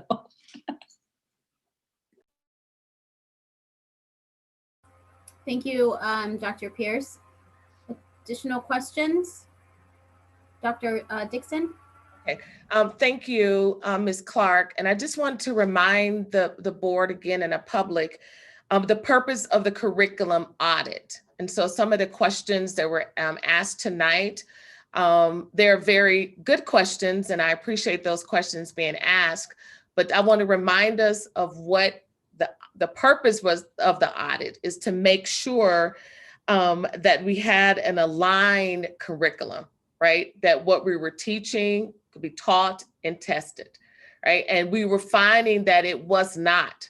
So we have to make sure that the curriculum that the board is approving, that is the curriculum that we are teaching, and then we're tested so the board can, and the public would know that we are seeing some return on that investment for that curriculum that you're giving us permission to purchase. Professional development is a big part of that. But we know that we don't have the policies. Remember, and that's one of the things that I'm thankful that Dr. Pierce is going to be leading with that academic committee, is making sure that we have those policies in place so that the board, when they're asking why and why not, we can say that the board adopted policies, and I, as a superintendent, am making sure that those policies are implemented. I'm setting those guidelines, those administrative guidelines, to make sure that those things are being implemented. So just want to remind us of that. And as the PDK committee comes back and, updates the public on where we are, that we're getting into that alignment. You notice that whole, that's triangulation. What's written is taught and is assessed. So we have to make sure that alignment is there. So those other questions to professional development are very important in the organization. We want to be an organization where we have a culture of learning, that everyone in the organization knows how they fit, where they fit, and get the training that they need. And that has been stated loud and clear by the board several times, to make sure that our outreach is just not with teachers, but with everyone who has a part of this organization, have an understanding of what's happening and what we want for our students. So I really appreciate that, and making sure that we have the alignment across the district for all of our staff members in the organization. So thank you, and thank you to Elise and the team. And I'm really excited too about what this academic committee is going to do, and those policy recommendations, so that we can understand what we need to do different to make sure that we meet our goals. So thank you. I want to end my report tonight with a quote as we celebrate Black History Month. I know President Adair, you talked about it in your opening this evening. So since 1976, every US president has designated a month of February, the month of February, to celebrate achievements of African Americans for their role in US history. The late Jesse Owens, a world record-setting Olympic athlete, said, "We all have dreams. In order to make dreams come into reality, it takes an awful lot of determination, dedication, self-discipline, and effort." So that is an appropriate quote as we look at the accomplishments of yesterday across the district.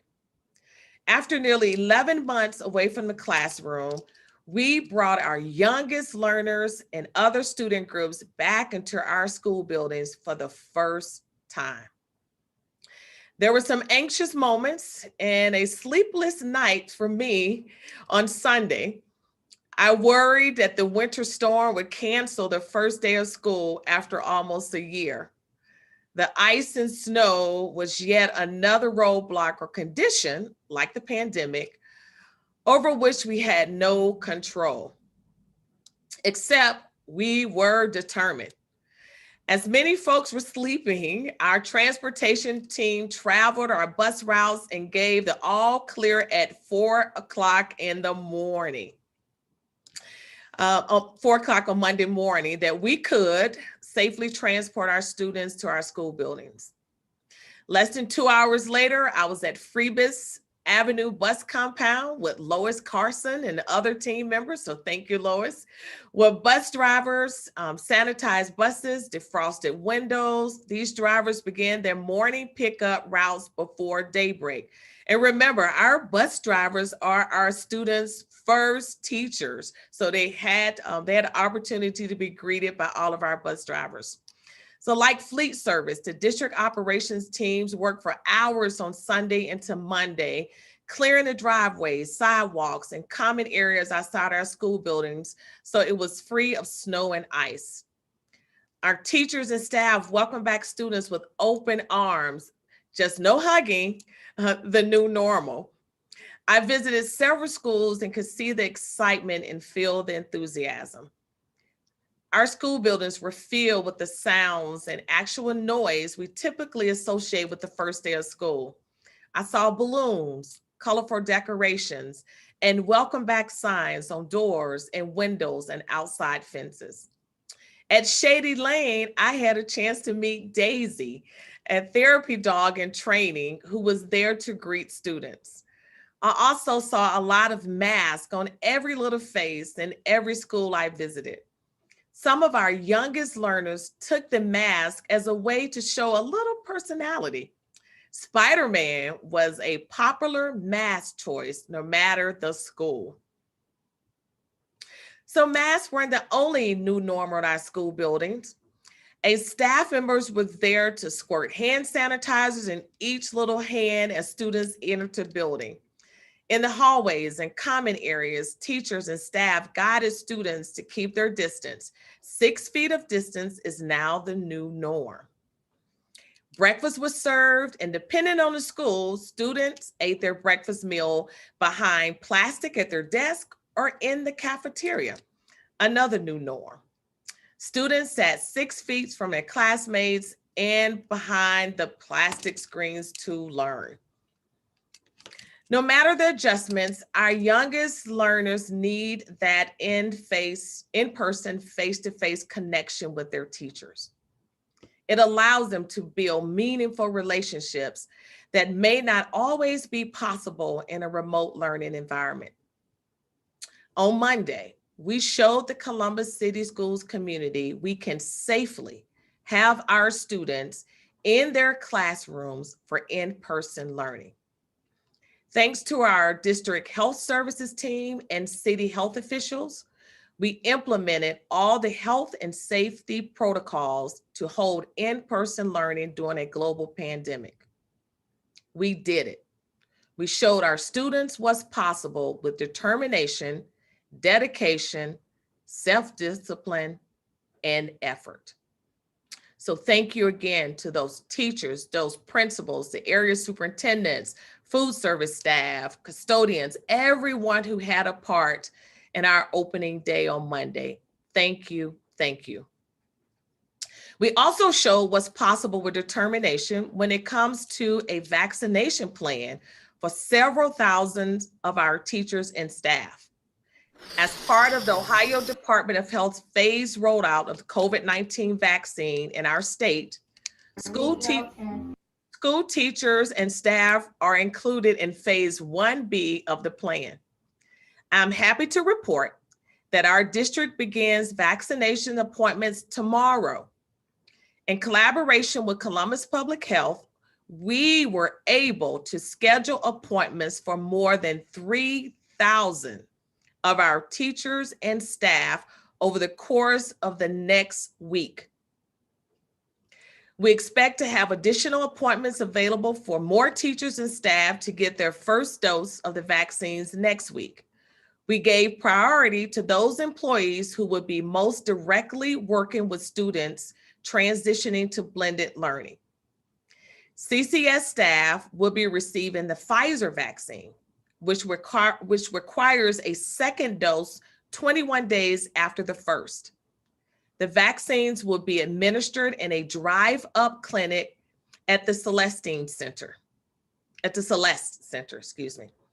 I cannot thank Columbus Health Commissioner, Dr. Mashika Roberts and her team enough for working diligently to ensure the vaccine is available to CCS staff and teachers and working alongside us to create an efficient plan that is set to begin tomorrow. As we announced late last week, this Friday, February 5th, will be an asynchronous remote learning day for all students to allow our teachers and staff more time to receive their first dose of the COVID-19 vaccine this week. Finally, I want to highlight two pieces of legislation that are on the agenda tonight. First, you will hear the reading of a resolution to waive the $70 senior fee for the class of 2021. As you know, the Board of Education approved a similar resolution last year for the class of 2020. Waiving this fee will prevent an additional burden to seniors and their families who may already be enduring a stressful school year amidst the pandemic. I know your support of this recommendation would be very much appreciated. Please note that this waiver would not include other unrelated fees or fines that may have been incurred over the course of a student's academic career. Families who have already paid senior fees will receive additional information on how to obtain a refund. And board members, I put all that information in your packets last Friday. Second, you're being asked to consider legislation for the purchase of additional internet hotspot devices. We have already distributed nearly 4,000 of these mobile devices to our families, which allows their students to the internet connection to access our remote curriculum and online classroom resources. The need for these devices continues to grow. And this legislation tonight will allow for an additional 1,000 hotspots to be available for any CCS family that needs it. So this concludes my report for tonight. Thank you. Thank you. Hey, Scott, before you stop sharing, I think there was a video in there. Yes, he's going to show a couple of videos. Perfect.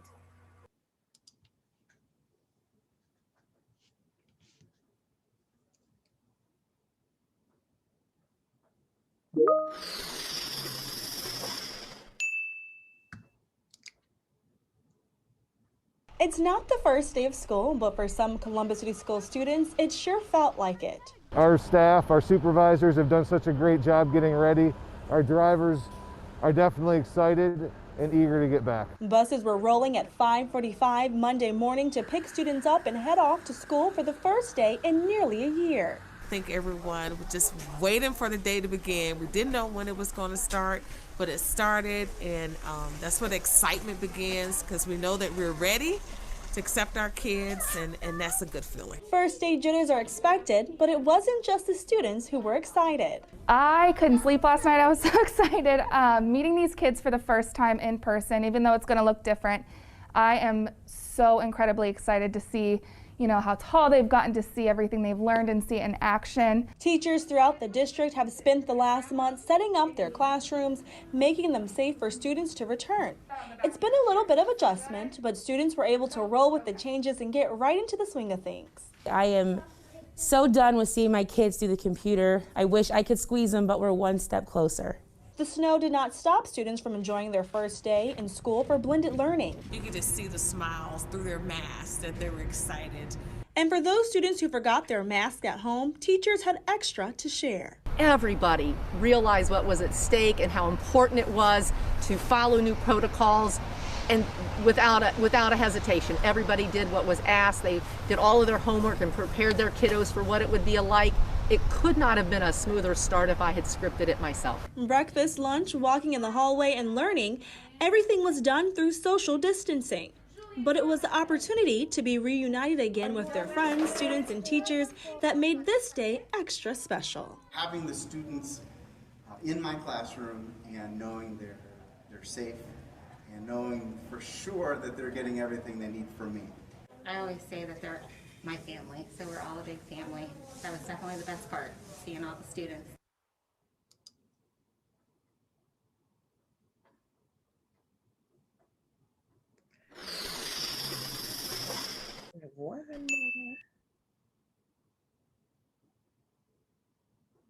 Here we go, and 3, 2, 1. I put my mask on, check my face, kids how you feeling good and safe. Mask on, check my face, kids how you feeling good and safe. Ooh, class, it's a good morning. Brush your shoulders off, let's get learning, yeah.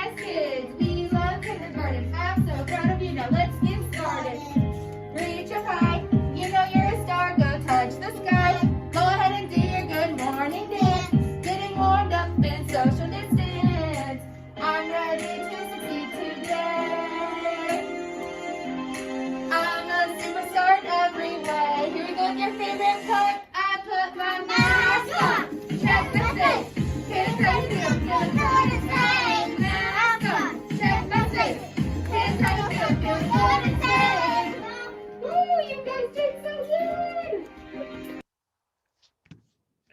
Oh, thank you, Scott, for showing those amazing videos. And those kids were so cute. And the little boy kept looking out because I was standing outside the door. I shouldn't have been, but that was awesome. Again, that was at Northtown Elementary, a great day. And thank you to the board members. Many of you were out visiting too. I ran into Dr. Pierce at Clinton Elementary. So thank you all for the entire team, rolled up their sleeves, entire administrative team. We were out there and everyone, we just saw smiling faces everywhere. So thank you for your support.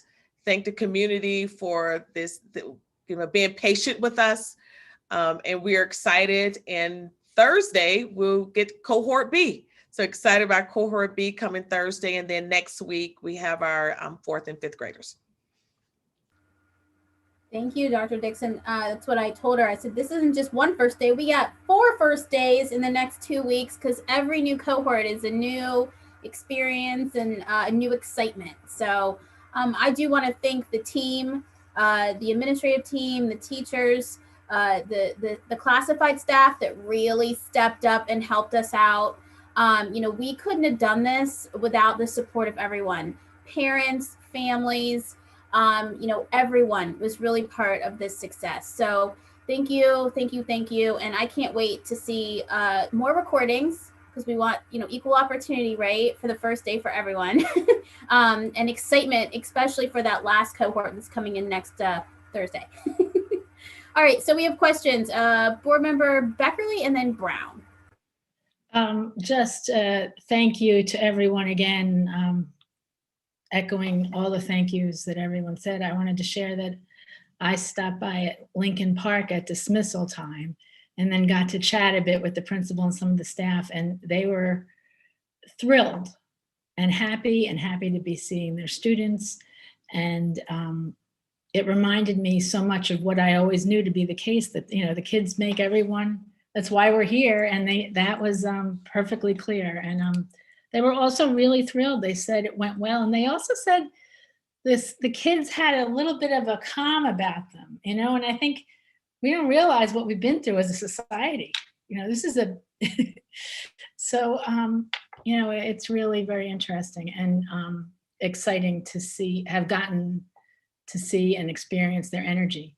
The one thing that I would love to figure out if there's some way to track, and this is just a thought,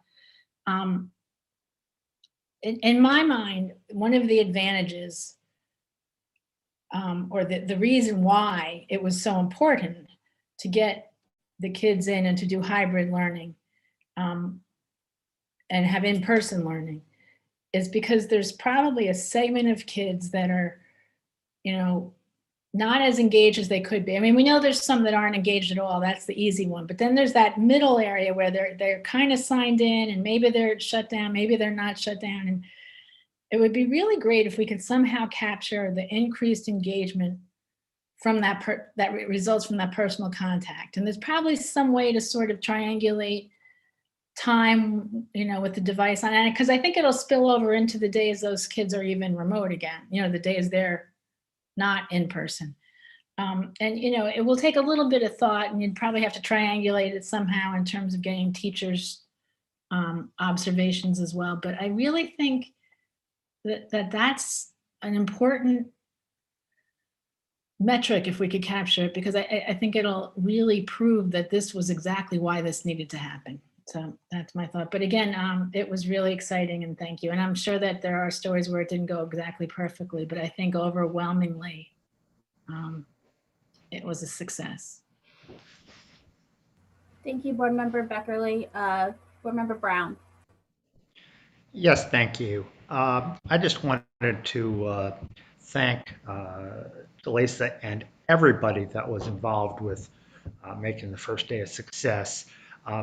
This did a couple of things for me. One is that it really affirmed for me my belief that students, our kids, are very, very resilient. And, despite 11 months and despite all the parental worries about everything, the kids just show us the right way to be. And secondly, as a member of school board now for more than 20 years, this was the best reminder I've had in quite some time of why I love doing this work, why I like to serve. And this made me smile, this made me laugh, this made me feel good, and makes me feel so happy to be part of this. So thank you to all. Thank you, Board Member Brown. Vice President Reyes. I wanted to do the same thing. I want to make sure I say all our thank yous. I know there was a lot of logistics that went into ensuring that Monday came out well. We were praying not to have a snow day. Unfortunately, we had it today. I'm sure those kids were disappointed and some of our teachers were disappointed, but I don't know if a lot of people know how much work it takes to ensure that a first day of school occurs, from our teachers to our custodians to our cafeteria staff, our bus drivers. You said it in the video, our bus drivers are the first people they see, and our IAs. I mean, we can go down the line about all the people, and I wish I could mention every leader, every teacher, personally, that came in from every building. It's almost 50% of our students came back to the class. The largest, it will be coming, will be coming this week. About 50% of our students will be back. So very exciting. I hope one of the things I believe I expressed, Dr. Dixon, is as we move into the hybrid learning, that we make sure if there are issues or there are questions, that we keep some sort of FAQ or communications so our parents know where to go to get that information. We had a couple of transportation questions, but those usually always happen during the first week of going back to school. Overall, we didn't get a lot of big issues. I was so happy to see there wasn't a lot of accidents and things like that usually come across when there is snow and ice. But clearing those paths was wonderful. But again, I just want to make sure that we keep up maybe some FAQs, some questions. I know there's a lot of additional questions from some of the parents from our older children, so our middle school and our high school, and there continues to be questions. We're working, as you know, as everyone knows here, we're working towards someday having everybody back, but it's going to be take some time. So thank you to all those people who, a lot of folks don't know, we're working till 11, 12 o'clock at night, a week to 2 weeks prior to Monday. So just 1,000 thank yous. And I want to interject thank you, Ramona, for sharing that and other comments. But yes, to the public, we've been working behind the scenes and since in the fall.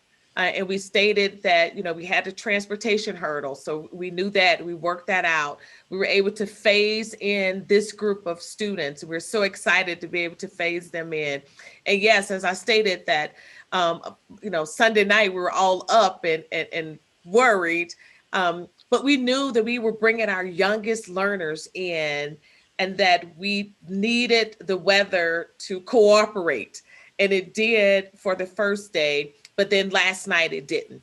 So again, we recognized that, and we did not want to bring our youngest learners out in this weather.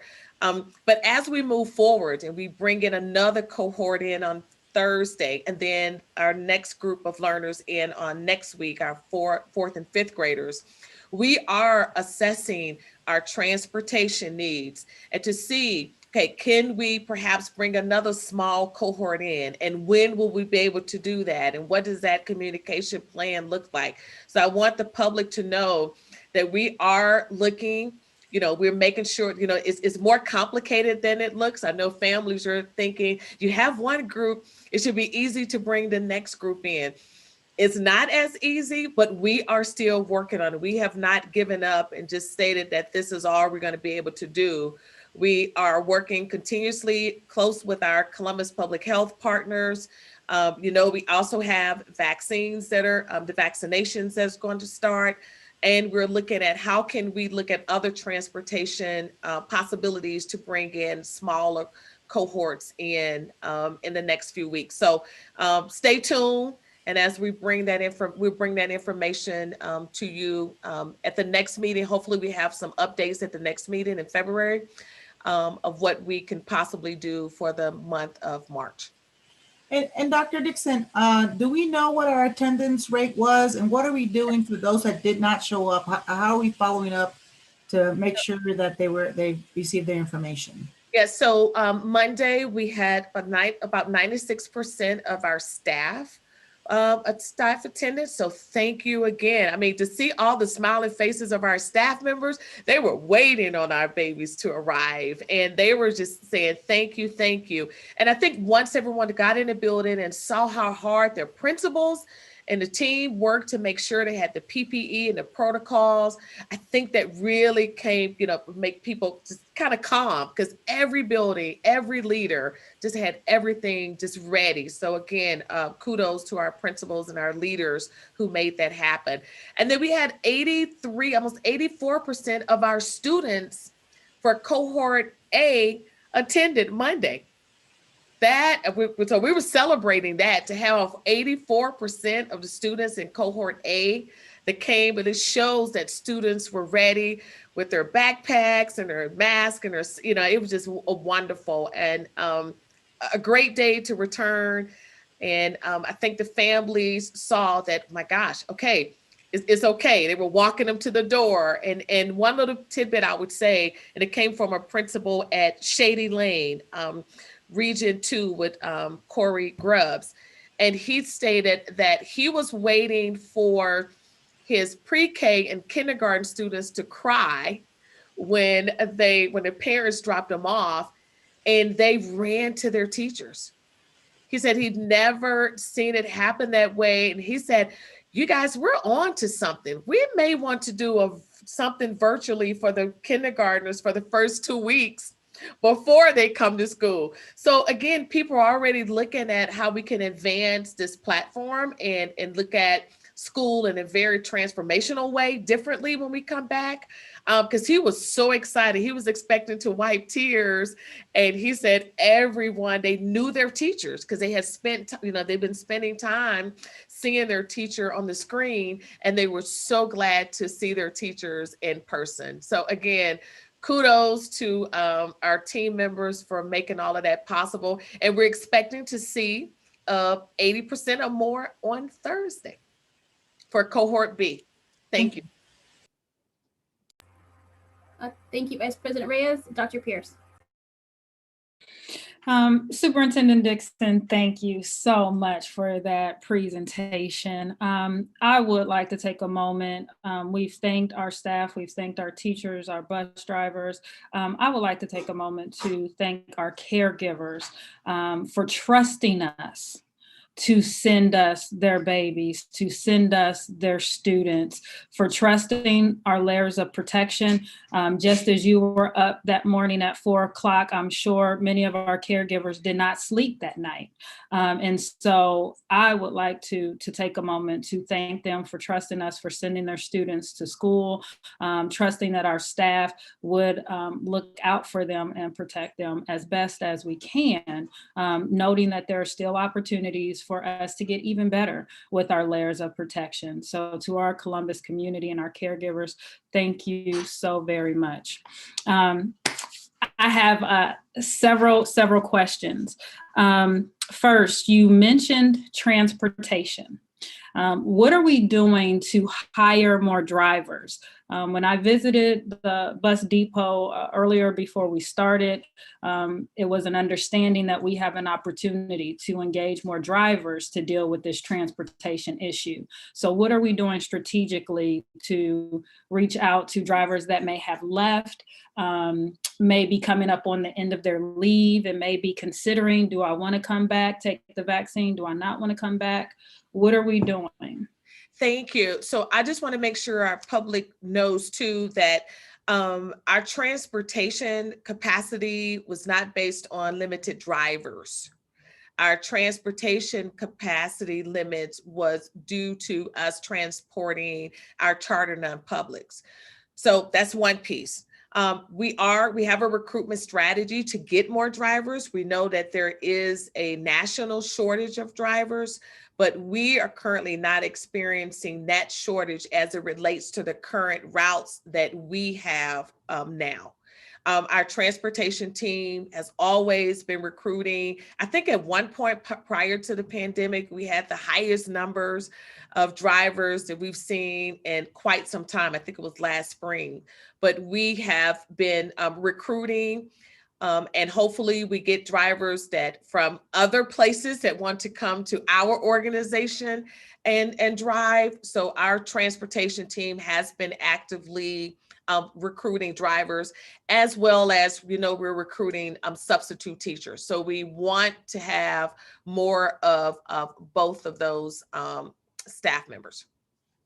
I thank you for that, because I've seen our recruitment piece for the substitutes. I recall that we did at one point stop hiring bus drivers. So I'm happy to know that we're hiring, that we're actively recruiting. I would love to see a piece of the recruitment piece for our transportation as well. That would be great. Yeah, and then add to that, we do have some drivers that were sub drivers, and we talked to the team about it could be an opportunity to hire them permanently.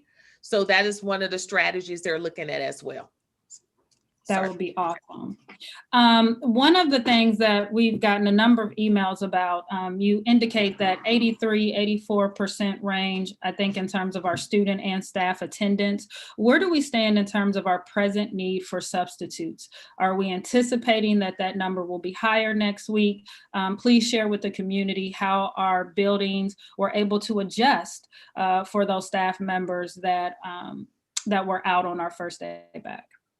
Yeah, again, we've stated that we have a recruitment for substitutes. Our buildings were covered. We had some classes that we could not move forward. I think we had 4 pre-K classes and 2 MD classes that we could not cover because of substitutes. Many of our substitutes that we had prior were a little nervous about coming and subbing with us because they've not had the vaccine. And many of our subs felt more comfortable subbing in an online platform. So again, we are still recruiting, and we did not have as many out as we anticipated. We did have some coverage of additional administrators that we sent to support our buildings. So that was the plan of this week, to really send additional support to our buildings. We will monitor it on Friday to see how things go on Thursday, and again, monitor next week. So we're hoping that we won't have any of the additional vacancies other than what we had Monday. But again, we're monitoring that very closely. And if we see that we're going to have huge gaps, then we will have to revisit our plan to continue in a blended learning. We don't want to stay in a blended learning mode if we if we don't have the teacher support in the classroom. And we want our teachers there. But if we don't have the teacher support from substitutes, because some of our teachers cannot cover the classes, then again, we will have to rethink that plan. But right now, the first day went well, and we're anticipating Thursday to go well too. Thank you so much for that. My next questions relate to the student and family experience. So as we think about that first day, there were a couple of delays in transportation for some of our students. Can you please share with our community, our caregivers, what number they should call, what app they should be following if there is a transportation delay for any reason? I don't have, Scott, I don't have that transportation numbers. One of the transportation, Maurice, are you on? Can you? I'm on. Thank you. And then we can put the number on the, highlighted on the website, and we can put it on our social media channels as well. Okay, Maurice. Thank you, Dr. Dixon. To President Dara, to Woman Pierce, Dr. Pierce, that number for transportation is 614-365-5074. Excuse me, 614-365-5074. Thank you so much, Mr. Odom. I appreciate that and all that you've done to get our students to and from school safely. My next question is then that I can imagine we will have some families that decide to test the water. They've talked with their friends and they've seen how that first day went, or maybe they'll see how this first full week goes, and they decide to maybe send their child for a day. And then maybe the next week they send them for the 2 days, and then maybe they drop down to that 1 day. Can you explain to the community how we will be handling attendance and truancy during this time? So again, we want our families to follow our current guidelines. If they believe their students are going to be absent, they need to make sure they call and report that absence to their buildings like they've always have. So we want to make sure that that is documented. If we see there, for some reason, there are some chronic absences, then we will follow those protocols. Someone at the school will give them a call to check on the family to see if that's something happening. And many times we don't know what's happening before a child is considered chronic absence. So we want to make sure that parents call the school, let the schools know that something is happening, the reason the child is not attending, and then the school will take it from there. Are we still considering, what is the threshold for chronic absence? What's that day mark? Is it 9 days? It used to be 9. I don't have that information with me. Dr. Klein, there she is. And then we can also, let's make sure we put this information on our FAQs too. We can put this information on the website. Dr. Klein? Thank you, Dr. Dixon. Chronic absenteeism is defined as missing 10% or more of the school year.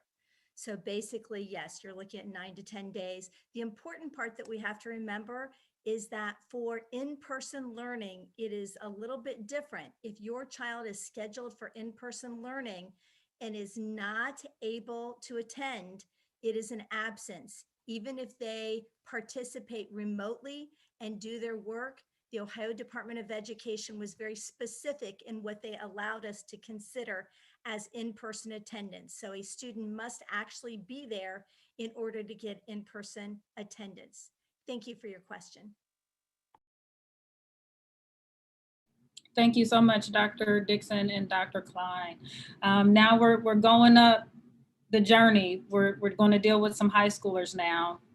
We're in February. It's February 2nd. Where do we stand with our graduation plans? How many have been signed, and what is our strategy to get the other plans signed? Yeah, so that information was in remember I put that in your packet, so you guys have that information. Yes, you have that information. I didn't want to give the number. I wanted you to.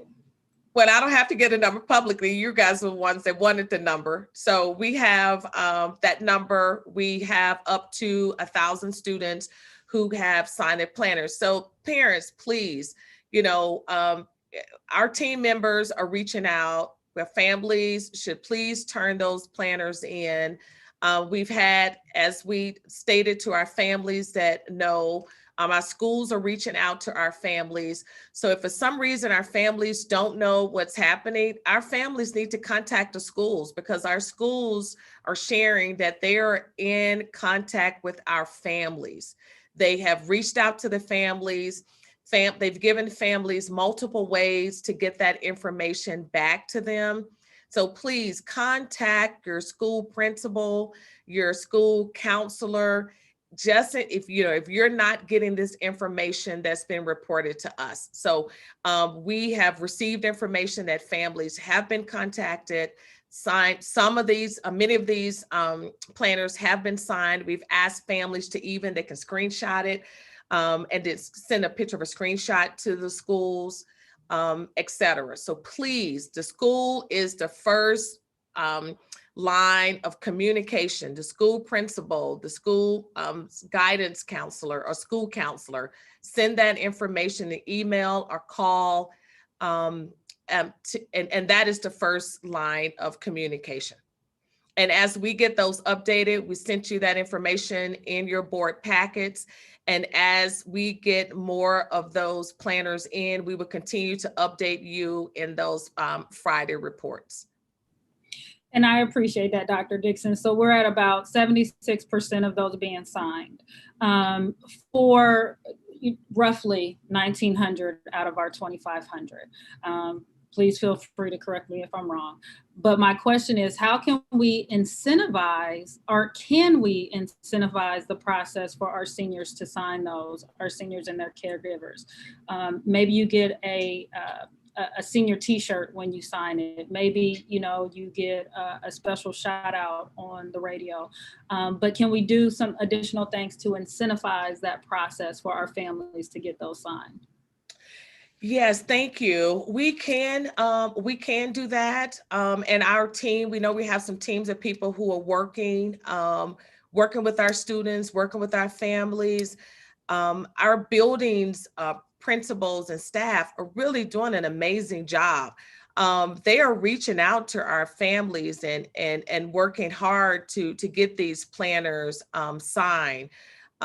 So again, our team, Dr. Chapman and the area superintendents have been working with the principal coaches have been working with the principals and really working with our families to see what are some of the barriers, what are some things that we can do. Do we need to come to the home? Do we need to pick, we would come to the home, we would pick them up. We don't want our students to be in jeopardy if it's something that can't be signed or has not been signed. But again, we would continue to send out outreach to make sure that our seniors are supported. If we want to give some incentives, we can definitely work with our teams on that. But I want to really find out, why, what's the holdup, why they're not being signed, as a parent not there. I think that's some of it, because it's the senior plan now, but there may be some other critical documents that, that our parents will need to sign for our students. So, we're thinking about our academic team today was thinking about just in the future, looking at holding meetings with our family meetings with our students. If there's a way we can get them to the building and just kind of sit down and see what's going on. How can we plan together? Because it may be something else and that we're not aware of, that we really want to reach out to our families and say that we're here to help. Your team is singing my song now, Dr. Dixon. That made me smile from ear to ear, the family meetings. Yep. And in person. Yes. I appreciate it like that. Mm-hmm. My last question then relates to sports. I received several emails over the week that our huddle process, some families don't have access to it when they were promised access to it, that there's been some challenges with our live streaming. So who can our families connect to immediately when these challenges happen? What's our district strategy to ensure that we have huddle out as promised and that we have the live streaming out as promised?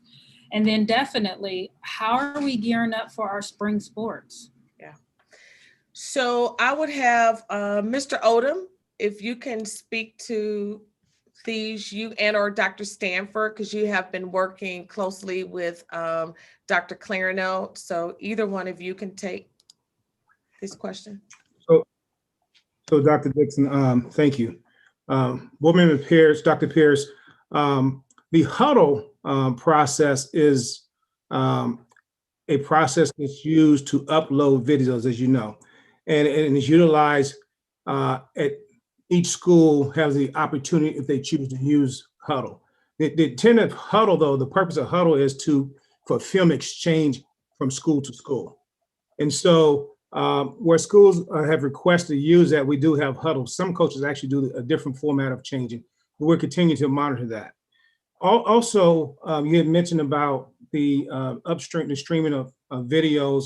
We're working through that. Each school has been establishing processes to be able to stream.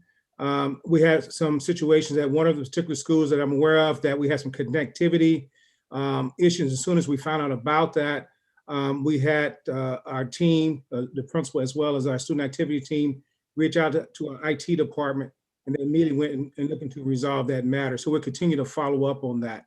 But as far as talking about uploading for the huddle, we're working with our team to work with our coaching staff and team members. If they should choose to want to use huddles, we will make sure that happens.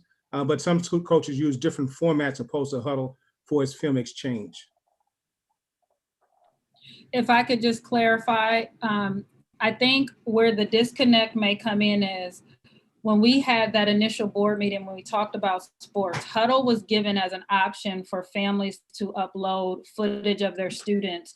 So if their students are being recruited, college coaches, other coaches would be able to see that footage.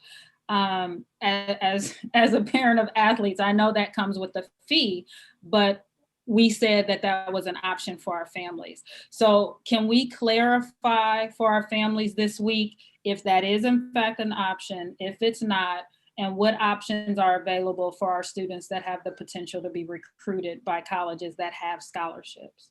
Yes, Dr. Pierce, we will have that, and we will bring that back to the board, and we will follow up with a message to our families of our athletes. And then that last question was just, how are we teeing up for spring sports? And if we could just include that information when we share the information about huddle, I think our families would greatly appreciate it, and our coaches. Yes, agreed. Thank you. Those are all my questions. Thanks. All right, thank you, Dr. Pierce. I do want to ask a clarifying question on the substitute. When you mentioned that we didn't have coverage for pre-K and MD classes, and that's because those classes require different certifications for staffing, right? Correct. Yes, and we needed, specialized subs for those classes. Correct. Thank you. Thank you for the clarification. Back to Board Member Beckerly. Oh, actually, kind of along those lines. I just wanted to confirm my understanding of what the attendance rate was for teachers. Could you just say that again, Dr. Ditson? The attendance rates for teachers for Monday, and I have was 96%. Okay, good. The attendance rate for our students for cohort A was 83%. Great. And given the weather. Yes, that was good. Yeah, it was really good. Yeah. And it kind of confirmed too that our teachers were excited to come back. Absolutely. And many of them expressed it, and that was yeah. Yes. Yeah. And I think that's all I have. Thank you. Okay, thank you. I think that's all the questions for you then, Dr. Dixon. Thank you for your report this evening. Thank you. All right, we will head over to our internal auditor. Hello, Internal Auditor Smith, how are you? I'm doing fine, thank you, President Adair. Dr. Dixon always raises a high bar for anyone to follow. I do not have any videos of cute children, unfortunately, so I will just start my report. Okay, President Adair, Vice President Reyes, and members of the board, the Audit and Accountability Committee met virtually January 28th. A majority of the meeting was spent on annual organizational matters. For purposes of this board report, I have broken the report into 4 buckets as follows. The first item are items that were reviewed, vetted, and voted to send forward to the board. And there was only one item in that category. The IIA, the Institute of Internal Auditors, professional standards, which are the standards that my office follows, requires the chief audit executive must confirm to the board at least annually the organizational independence of the internal audit activity. The IIA interprets organizational independence is effectively achieved when the chief audit executive reports functionally to the board, and examples of functional reporting to the board involve the following. So bear with me as I read this because it's kind of important.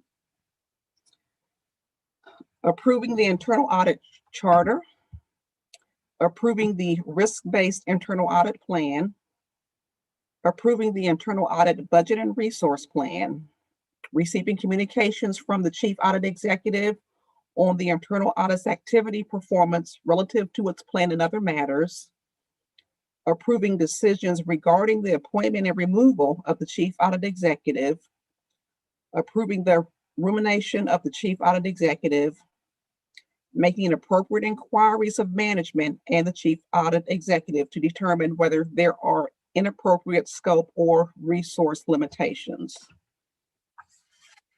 I confirm positively to all of the above that the board does fulfill those functions. So I am confirming the organizational independence of the internal audit activity. The next bucket of items are items that were reviewed, vetted, and approved by the committee, but require no board action.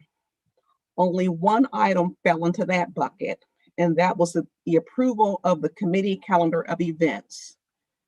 This is a document that helps keep everyone current on reports and presentations that will come to the committee, such as meetings with the external auditors, reports on areas of significant risk, such as IT, financial, and enterprise, or other such reports. The committee made changes to the contents and then approved the calendar. The third bucket are items that are reviewed, vetted, and no committee action is taken. And that area covered the update to the committee charter. A draft was presented that included suggested changes to expand enterprise risk management responsibilities of the committee, include committee members' expertise such as IT, and to align the leadership composition of the committee charter to the current makeup of the committees, where we currently have either a chair and a co-chair or two co-chairs. When the most recent committee charter was updated, it did not include such a structure, so that has to be corrected. All of the changes that the committee members discuss will be presented at a future meeting, and then the committee is kind of going back and forth to determine if they want to, at that point in time, approve the charter and just hold it until the board moves forward on your charter work, or just wait and then approve it at that point in time. So that's still left for the committee to decide, but there was no action as far as a vote taken, excuse me, on that particular document.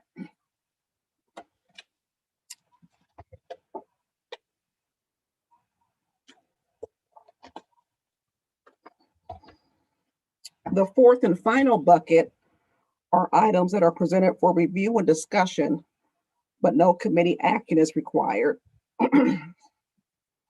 The OIA current period dashboard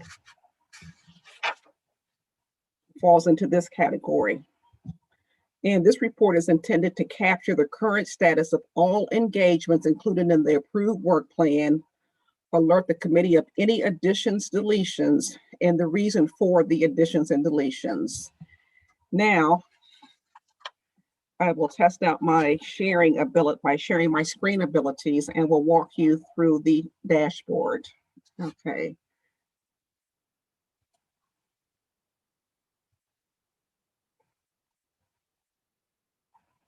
Okay, I'm going to assume that we can all see that. Great. Okay.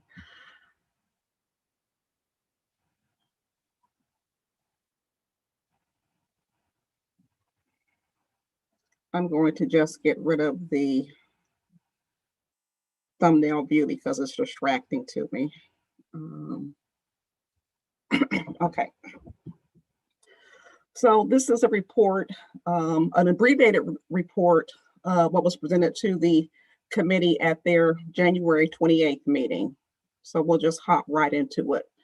The executive summary is all of one page, and it's a bar graph that will show you in a very quick snapshot of the activity of all the different engagements that we have going on in the department and the status of those engagements. So just to give you a better idea, this is as of December 30th.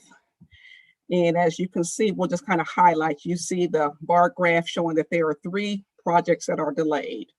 If you wanted to get additional information on those particular projects, you would come down to the audit plan update. And you can see that the 3 items that have been delayed are all dealing with school audits. These audits were started prior to COVID, and because of obvious reasons, we have not been able to get back into the buildings. Right now, I do not want to remove the audits. If nothing else, I would like to at least draft some type of memo and get that information out to the principals so they will have the information to hopefully improve their processes. So right now, we're just showing those as delayed. But the bar graph, if you wanted to see the specific items that we are talking about, you would have to come to this report here. If you want to get a little bit more information on these items, there is one more report which will show you at what phase we are currently in. So for the school audits, we had completed the planning and scoping, and when COVID hit, we were actually in the field work doing work. So this report will show you exactly what phase each engagement is at. So the next report, if there were any additions or any deletions to the annual work plan, we would identify those right here. We would take those additions and deletions to the committee, have those vetted, and then report the additions and the deletions to the board. Right now, there are none. And when I say additions and deletions, I'm talking about to the approved plan that the board approved back in August. The next report is an overview of outstanding issues. At the conclusion of each audit, there are typically going to be recommendations for improvements, and then we will also receive corrective action plans as far as what management plans to do to improve the areas that we have identified. And we track that progress through our teammate, which you've heard me talk about, our automated auditing program. And we pull the information from teammates into this high-level report that just shows the total number. In our systems, we have down the specifics, and we have down the audit, and we have down the departments that these relate to. Right now, we're showing as far as the treasurer's office and business and operations office as of September the 20th. I'm sorry, September 2020.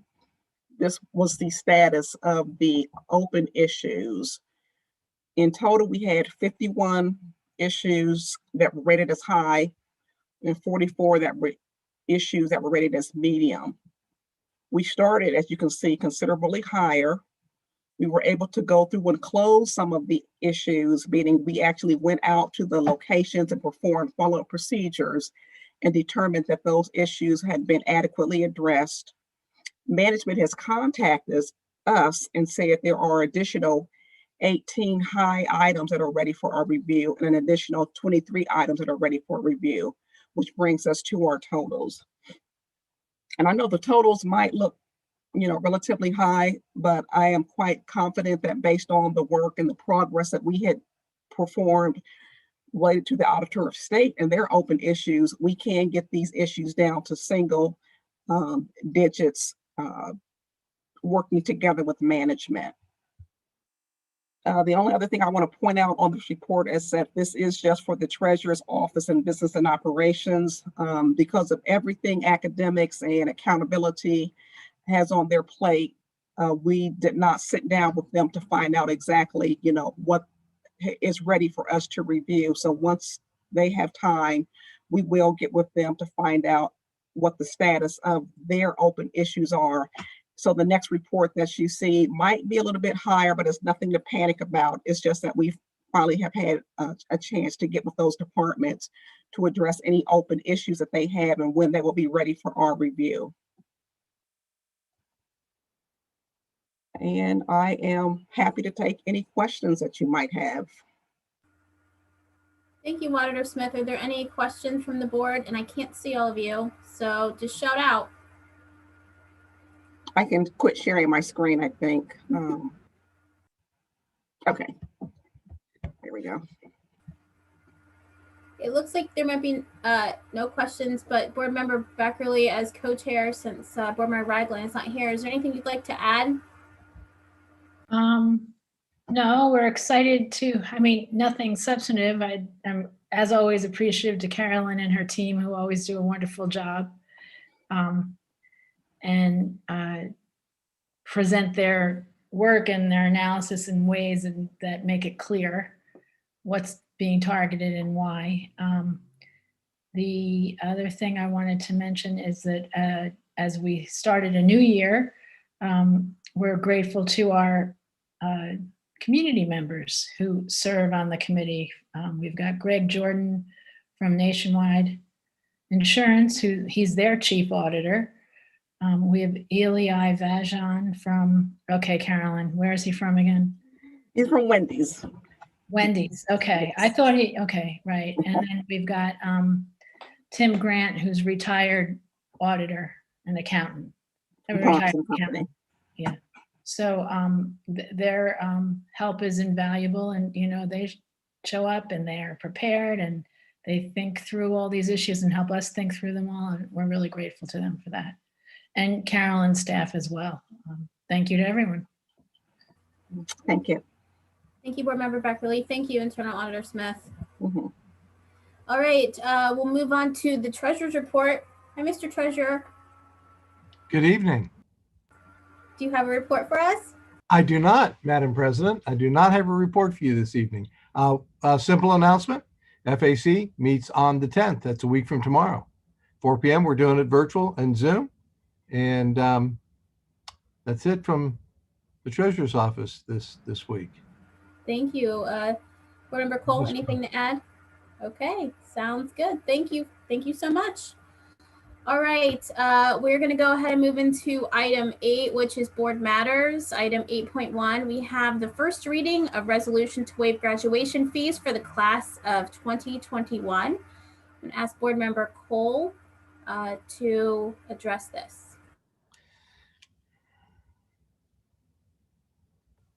Thank you, Madam President. This is the second opportunity that we've had to be privileged enough to make sure that we provided a space of comfort and a space of stability for our students who are graduating seniors this year by resoluting that this fee would be removed. Whereas policy 6152 students fines, fees, and charges permits charging students fees for graduation. And whereas the district currently charges students a graduation fee, also known as senior dues, and whereas these uncertain times for students and their families, and whereas the Columbus Board of Education wishes to provide the social emotional health of its students by waiving expenses related to graduation, and whereas the care for social emotional health of students is a valid public purpose, now therefore be it resolved that the Columbus Board of Education hereby waives the $70 graduation fee for the class of 2021, and be it further resolved that the Board of Education directs the superintendent and treasurer to provide any necessary refunds for students and families who have already paid such fees. I ask for this to be a motion. Actually, Board Member Close, first reading. Forgive me. So we can waive, we can waive second reading, but let's first address the first reading. Are there any questions or comments about the first reading? Okay, Vice President Reyes. Can I make a motion to waive the second reading and move to passage? Second. Any discussion? Seeing none, can we call the roll?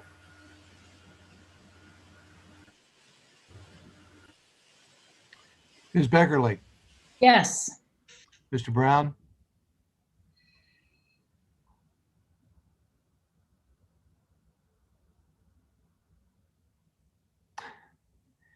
we have a visual thumbs up. We'll take that as a yes.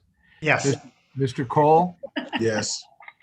Dr. Pierce, Can you please clarify, are we making the vote on waiving the second read and to approve, or is this just for waiving the second reading? it's a combination. Board Member Reyes made a motion to waive the second reading of this change and to move for its adoption. Excellent. I just wanted to clarify. Yes. Mr. Ragland. Oh, I'm sorry, he's not here. It's been a long evening. Vice President Reyes Yes. and President Adair. Yes. That motion carried. Thank you so much. All right, we will move down into our consent agenda. This evening, our consent agenda consists of item 10.1 to 22.1. Would anyone like to remove any items from our consent agenda this evening? All right, seeing none, is there a motion to approve the consent agenda? So moved. Second, Second. any discussion about any items in the consent agenda? Seeing none, please call the roll. Mr. Brown, Yes. Mr. Cole, Yes. Dr. Pierce.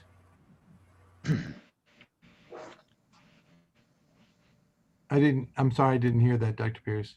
Yes. Thank you. Mr. Vice President Reyes, Yes. President Adair, Yes. Ms. Beckerly, Yes. motion carried. Thank you so much. We did give out some diplomas, so congratulations to those 22 plus adults on earning your diploma. Never too late. Congratulations. We are now into item 24.1, board announcements. Any announcements from our colleagues this evening? Board Member Beckerly. Okay, I'm going to ask my lovely assistant Scott to pull up my slides. The first thing I have to share is actually a republishing of a story that was handled beautifully by our communication team back in November. And it came to my attention a few weeks ago because there was an update actually. So if you go back to November 3rd, the beginning part of this story is shared in our on our website. Allow me to introduce you to some incredible students and their teacher. This is a rise up story that is really wonderful on multiple levels. We have students from Lyndon McKinley STEM Academy, Marilyn Jimenez and Alicia Bruner, and their teacher, Kathy McQuaid. And if you could go to the next slide, Scott, that would be great. And these students and their teacher wrote and had published on Amazon a book called Green Roof Geese. And I think what happened is when our communications team put together the story in November, the book itself wasn't available because you had to purchase it online. And whatever their agreement was, we now have access to the book electronically, the CCS community. It's still available on Amazon though, so please, please, please don't hesitate to purchase copies, either donate them to our schools or give them out. I've purchased one for my grandson and a couple for the grandchildren to come, fingers crossed. But as you can see, this featured here is an image of the entrance to Lyndon McKinley. And the story is based on a true story. And the true story is that in the fall of 2019, before we knew COVID was ahead of us, Ms. McQuate had planted bulbs to honor the seniors. They were black and maroon violets, not violets, tulips, which are the school colors. And they have a green space up there in a garden, and it's really beautiful. And she was describing, when I spoke with her, all the ways they're trying to beautify this space and make it a place where people congregate, or a quiet place to sit and read, or just spend some time on this roof. And so as the pandemic began and no one was in the building, Ms. McQuaid became very concerned about her bulbs. And so she started to encourage, shall we say, Principal Bland to go up and see how they were doing and see if they needed to be watered and what was going on the roof. So much to Principal Bland's surprise, he discovers these geese on the roof, a goose and a gander, that are have taken up residence and are in the process of hatching eggs. So he, I think, at first was disturbed about this and wanted to get the geese off the roof, but I have a feeling some staff people had different ideas and included providing food to the geese and a little toy pool, like just a plastic pool, because they knew geese needed water and there was no water on the roof. And so concurrent with that, in Miss McQuaid's English class, she was sharing this story, and the students, I guess, are charged with writing a book. And so these two students who have been friends, Marilyn and Alacia, were so intrigued by this story, they said they wanted to write a story about this, these geese on the roof. All right, Scott, could you go to the next page? And what developed was this incredibly beautiful story. And this is the artwork, and it's just a sampling of it, and it's stunning. It's just gorgeous. And so what Mrs. McQuaid or Ms. McQuaid described to me is that these two students ran with this idea and they got entirely enthralled. And so now here's where some of the COVID stuff comes in and the rising up comes in. And they were using the Zoom technology to meet daily for several hours at a time to craft the story and edit the story and work on the, the angles and the substance and the themes and all of that. And they were able to engage other teachers within the building. And even at one point, they engaged a fellow colleague of Ms. McCate's, Jamie Ryan, who teaches at Fort Hayes. So they were actually bringing in consultants to help them with their manuscript, which is all what the real process of writing a book is like. And they dedicated an incredible amount of time to this and energy and thought, and they came up with this most beautiful book. And the story is written, and this is where it just gets so moving, from the perspective of the tulip. And the tulip thought he was going to be all alone on this roof. COVID had saved him from, meddlesome children and our students, and lo and behold, these geese are here, and he's all aggravated because his peace is ruined. And then, as you can predict, he kind of became partial to the goslings, and then when they were all gone, he was sad. But there were layers of, self-awareness and development, like lots of really rich things happening in the story. And it was happening on multiple levels. It was interesting to the adult and the child. And that's when you have a really good story that plays with everyone. And then the other thing that I thought was brilliant is that they worked COVID into the story and the pandemic into the story, but it was not the story itself. So they really never, ever mentioned the pandemic, but they have a picture of Principal Bland looking through the window when he discovers the geese. And there's some other things that sort of hint at it. All right, Scott, can you go to the next story, the next page? I know I'm taking a long time, but this is really a beautiful story.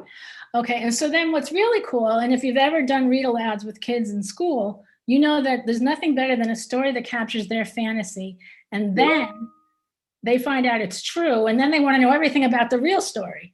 So they added these pictures at the end of the book to show the real story, the real people. There's the pool that somebody provided the geese.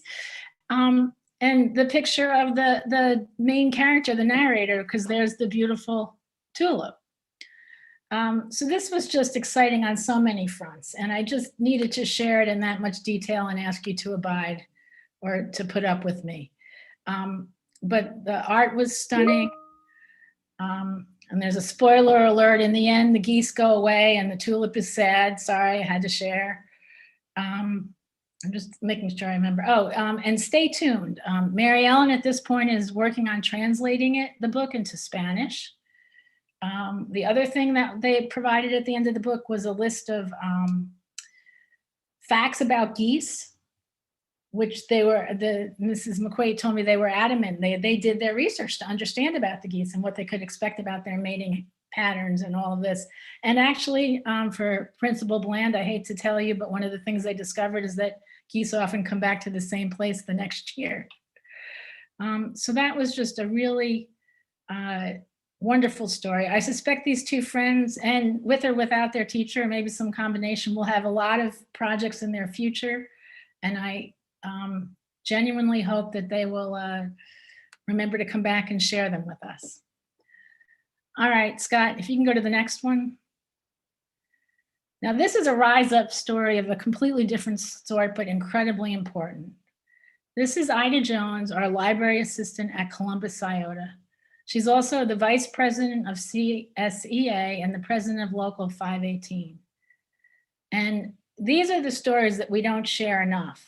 But Ida rose up during COVID, and she made sure that every single instructional assistant or peak aide who was being reassigned as a part of our hybrid process got a personal call in order to make sure that they understood what was happening and there was no confusion.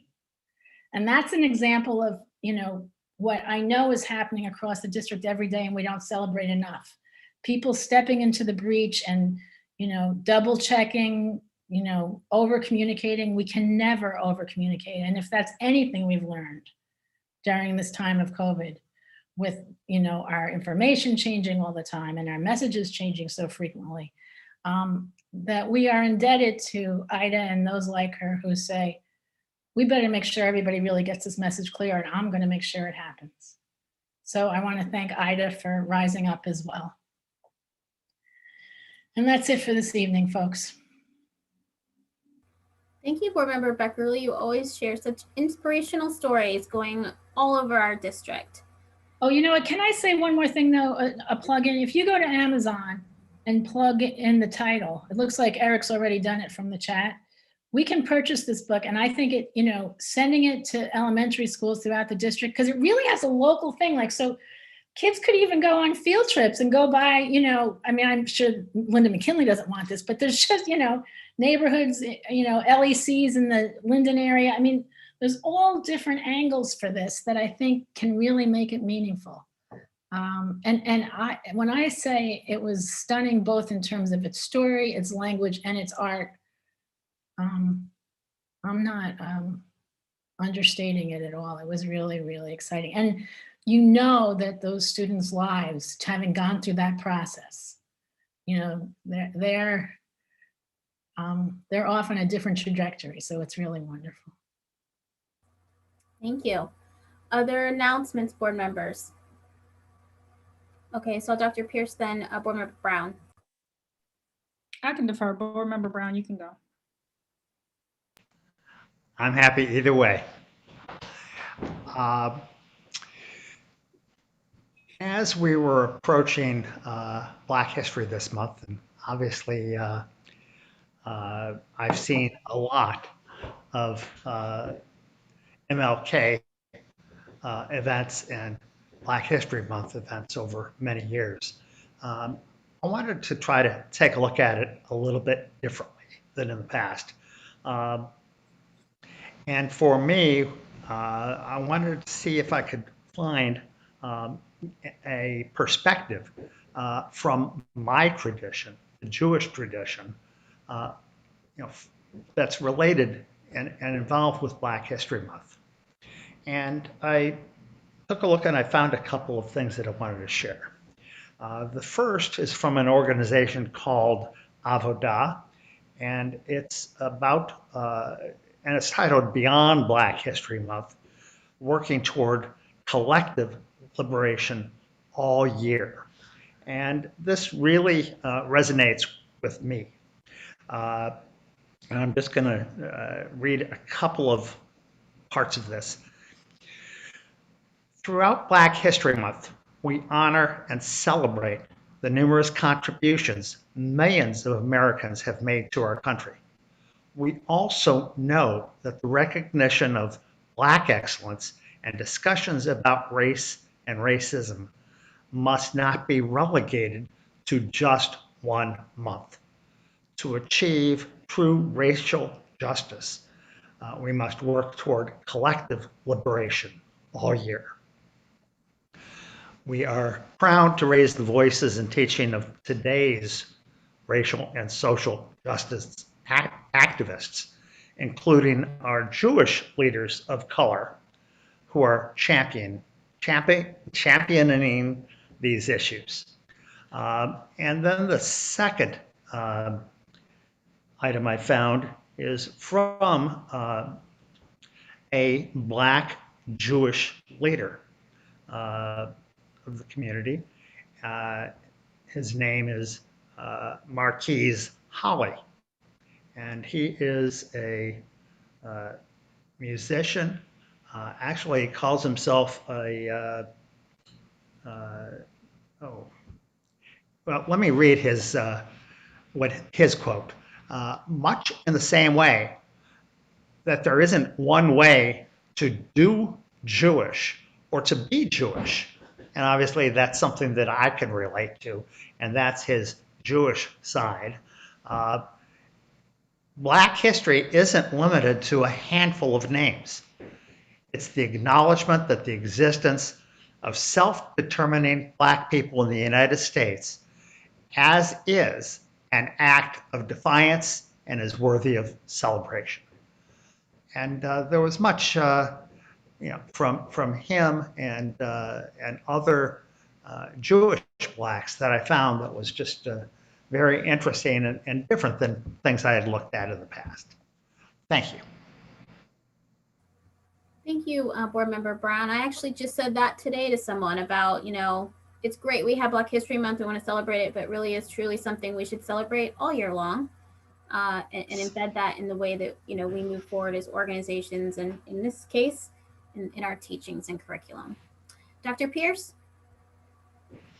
So I want to give an announcement for our seniors. I Know I Can is convening a number of virtual FAFSA workshops throughout the month of February. As an individual who had the great opportunity to go to college, your FAFSA is extremely important, and it can be complex to understand, navigate, and fill out. So please, all of our seniors, as you are preparing your college applications, as you are determining that next step that you will take, whether it is career, military, or college, please visit one of those upcoming I Know I Can FAFSA workshops. And again, they're happening virtually. The last announcement that I have then just relates to some of the violence that we are continuing to see in our community, some of the very real effects of the realities that we live under right now, the realities in which families are strained, where individuals may have less employment than they're used to. Kids are at home a lot more often. Parents are at home a lot more often. Kids are out in neighborhoods engaging in various activities just to keep themselves busy. And as a result of that, we are seeing violence in our community. And while that violence does hit certain neighborhoods harder than it is hitting others, I'm still very connected to those neighborhoods that are being hit hard by the violence that we are seeing. And so this announcement then goes out to our community.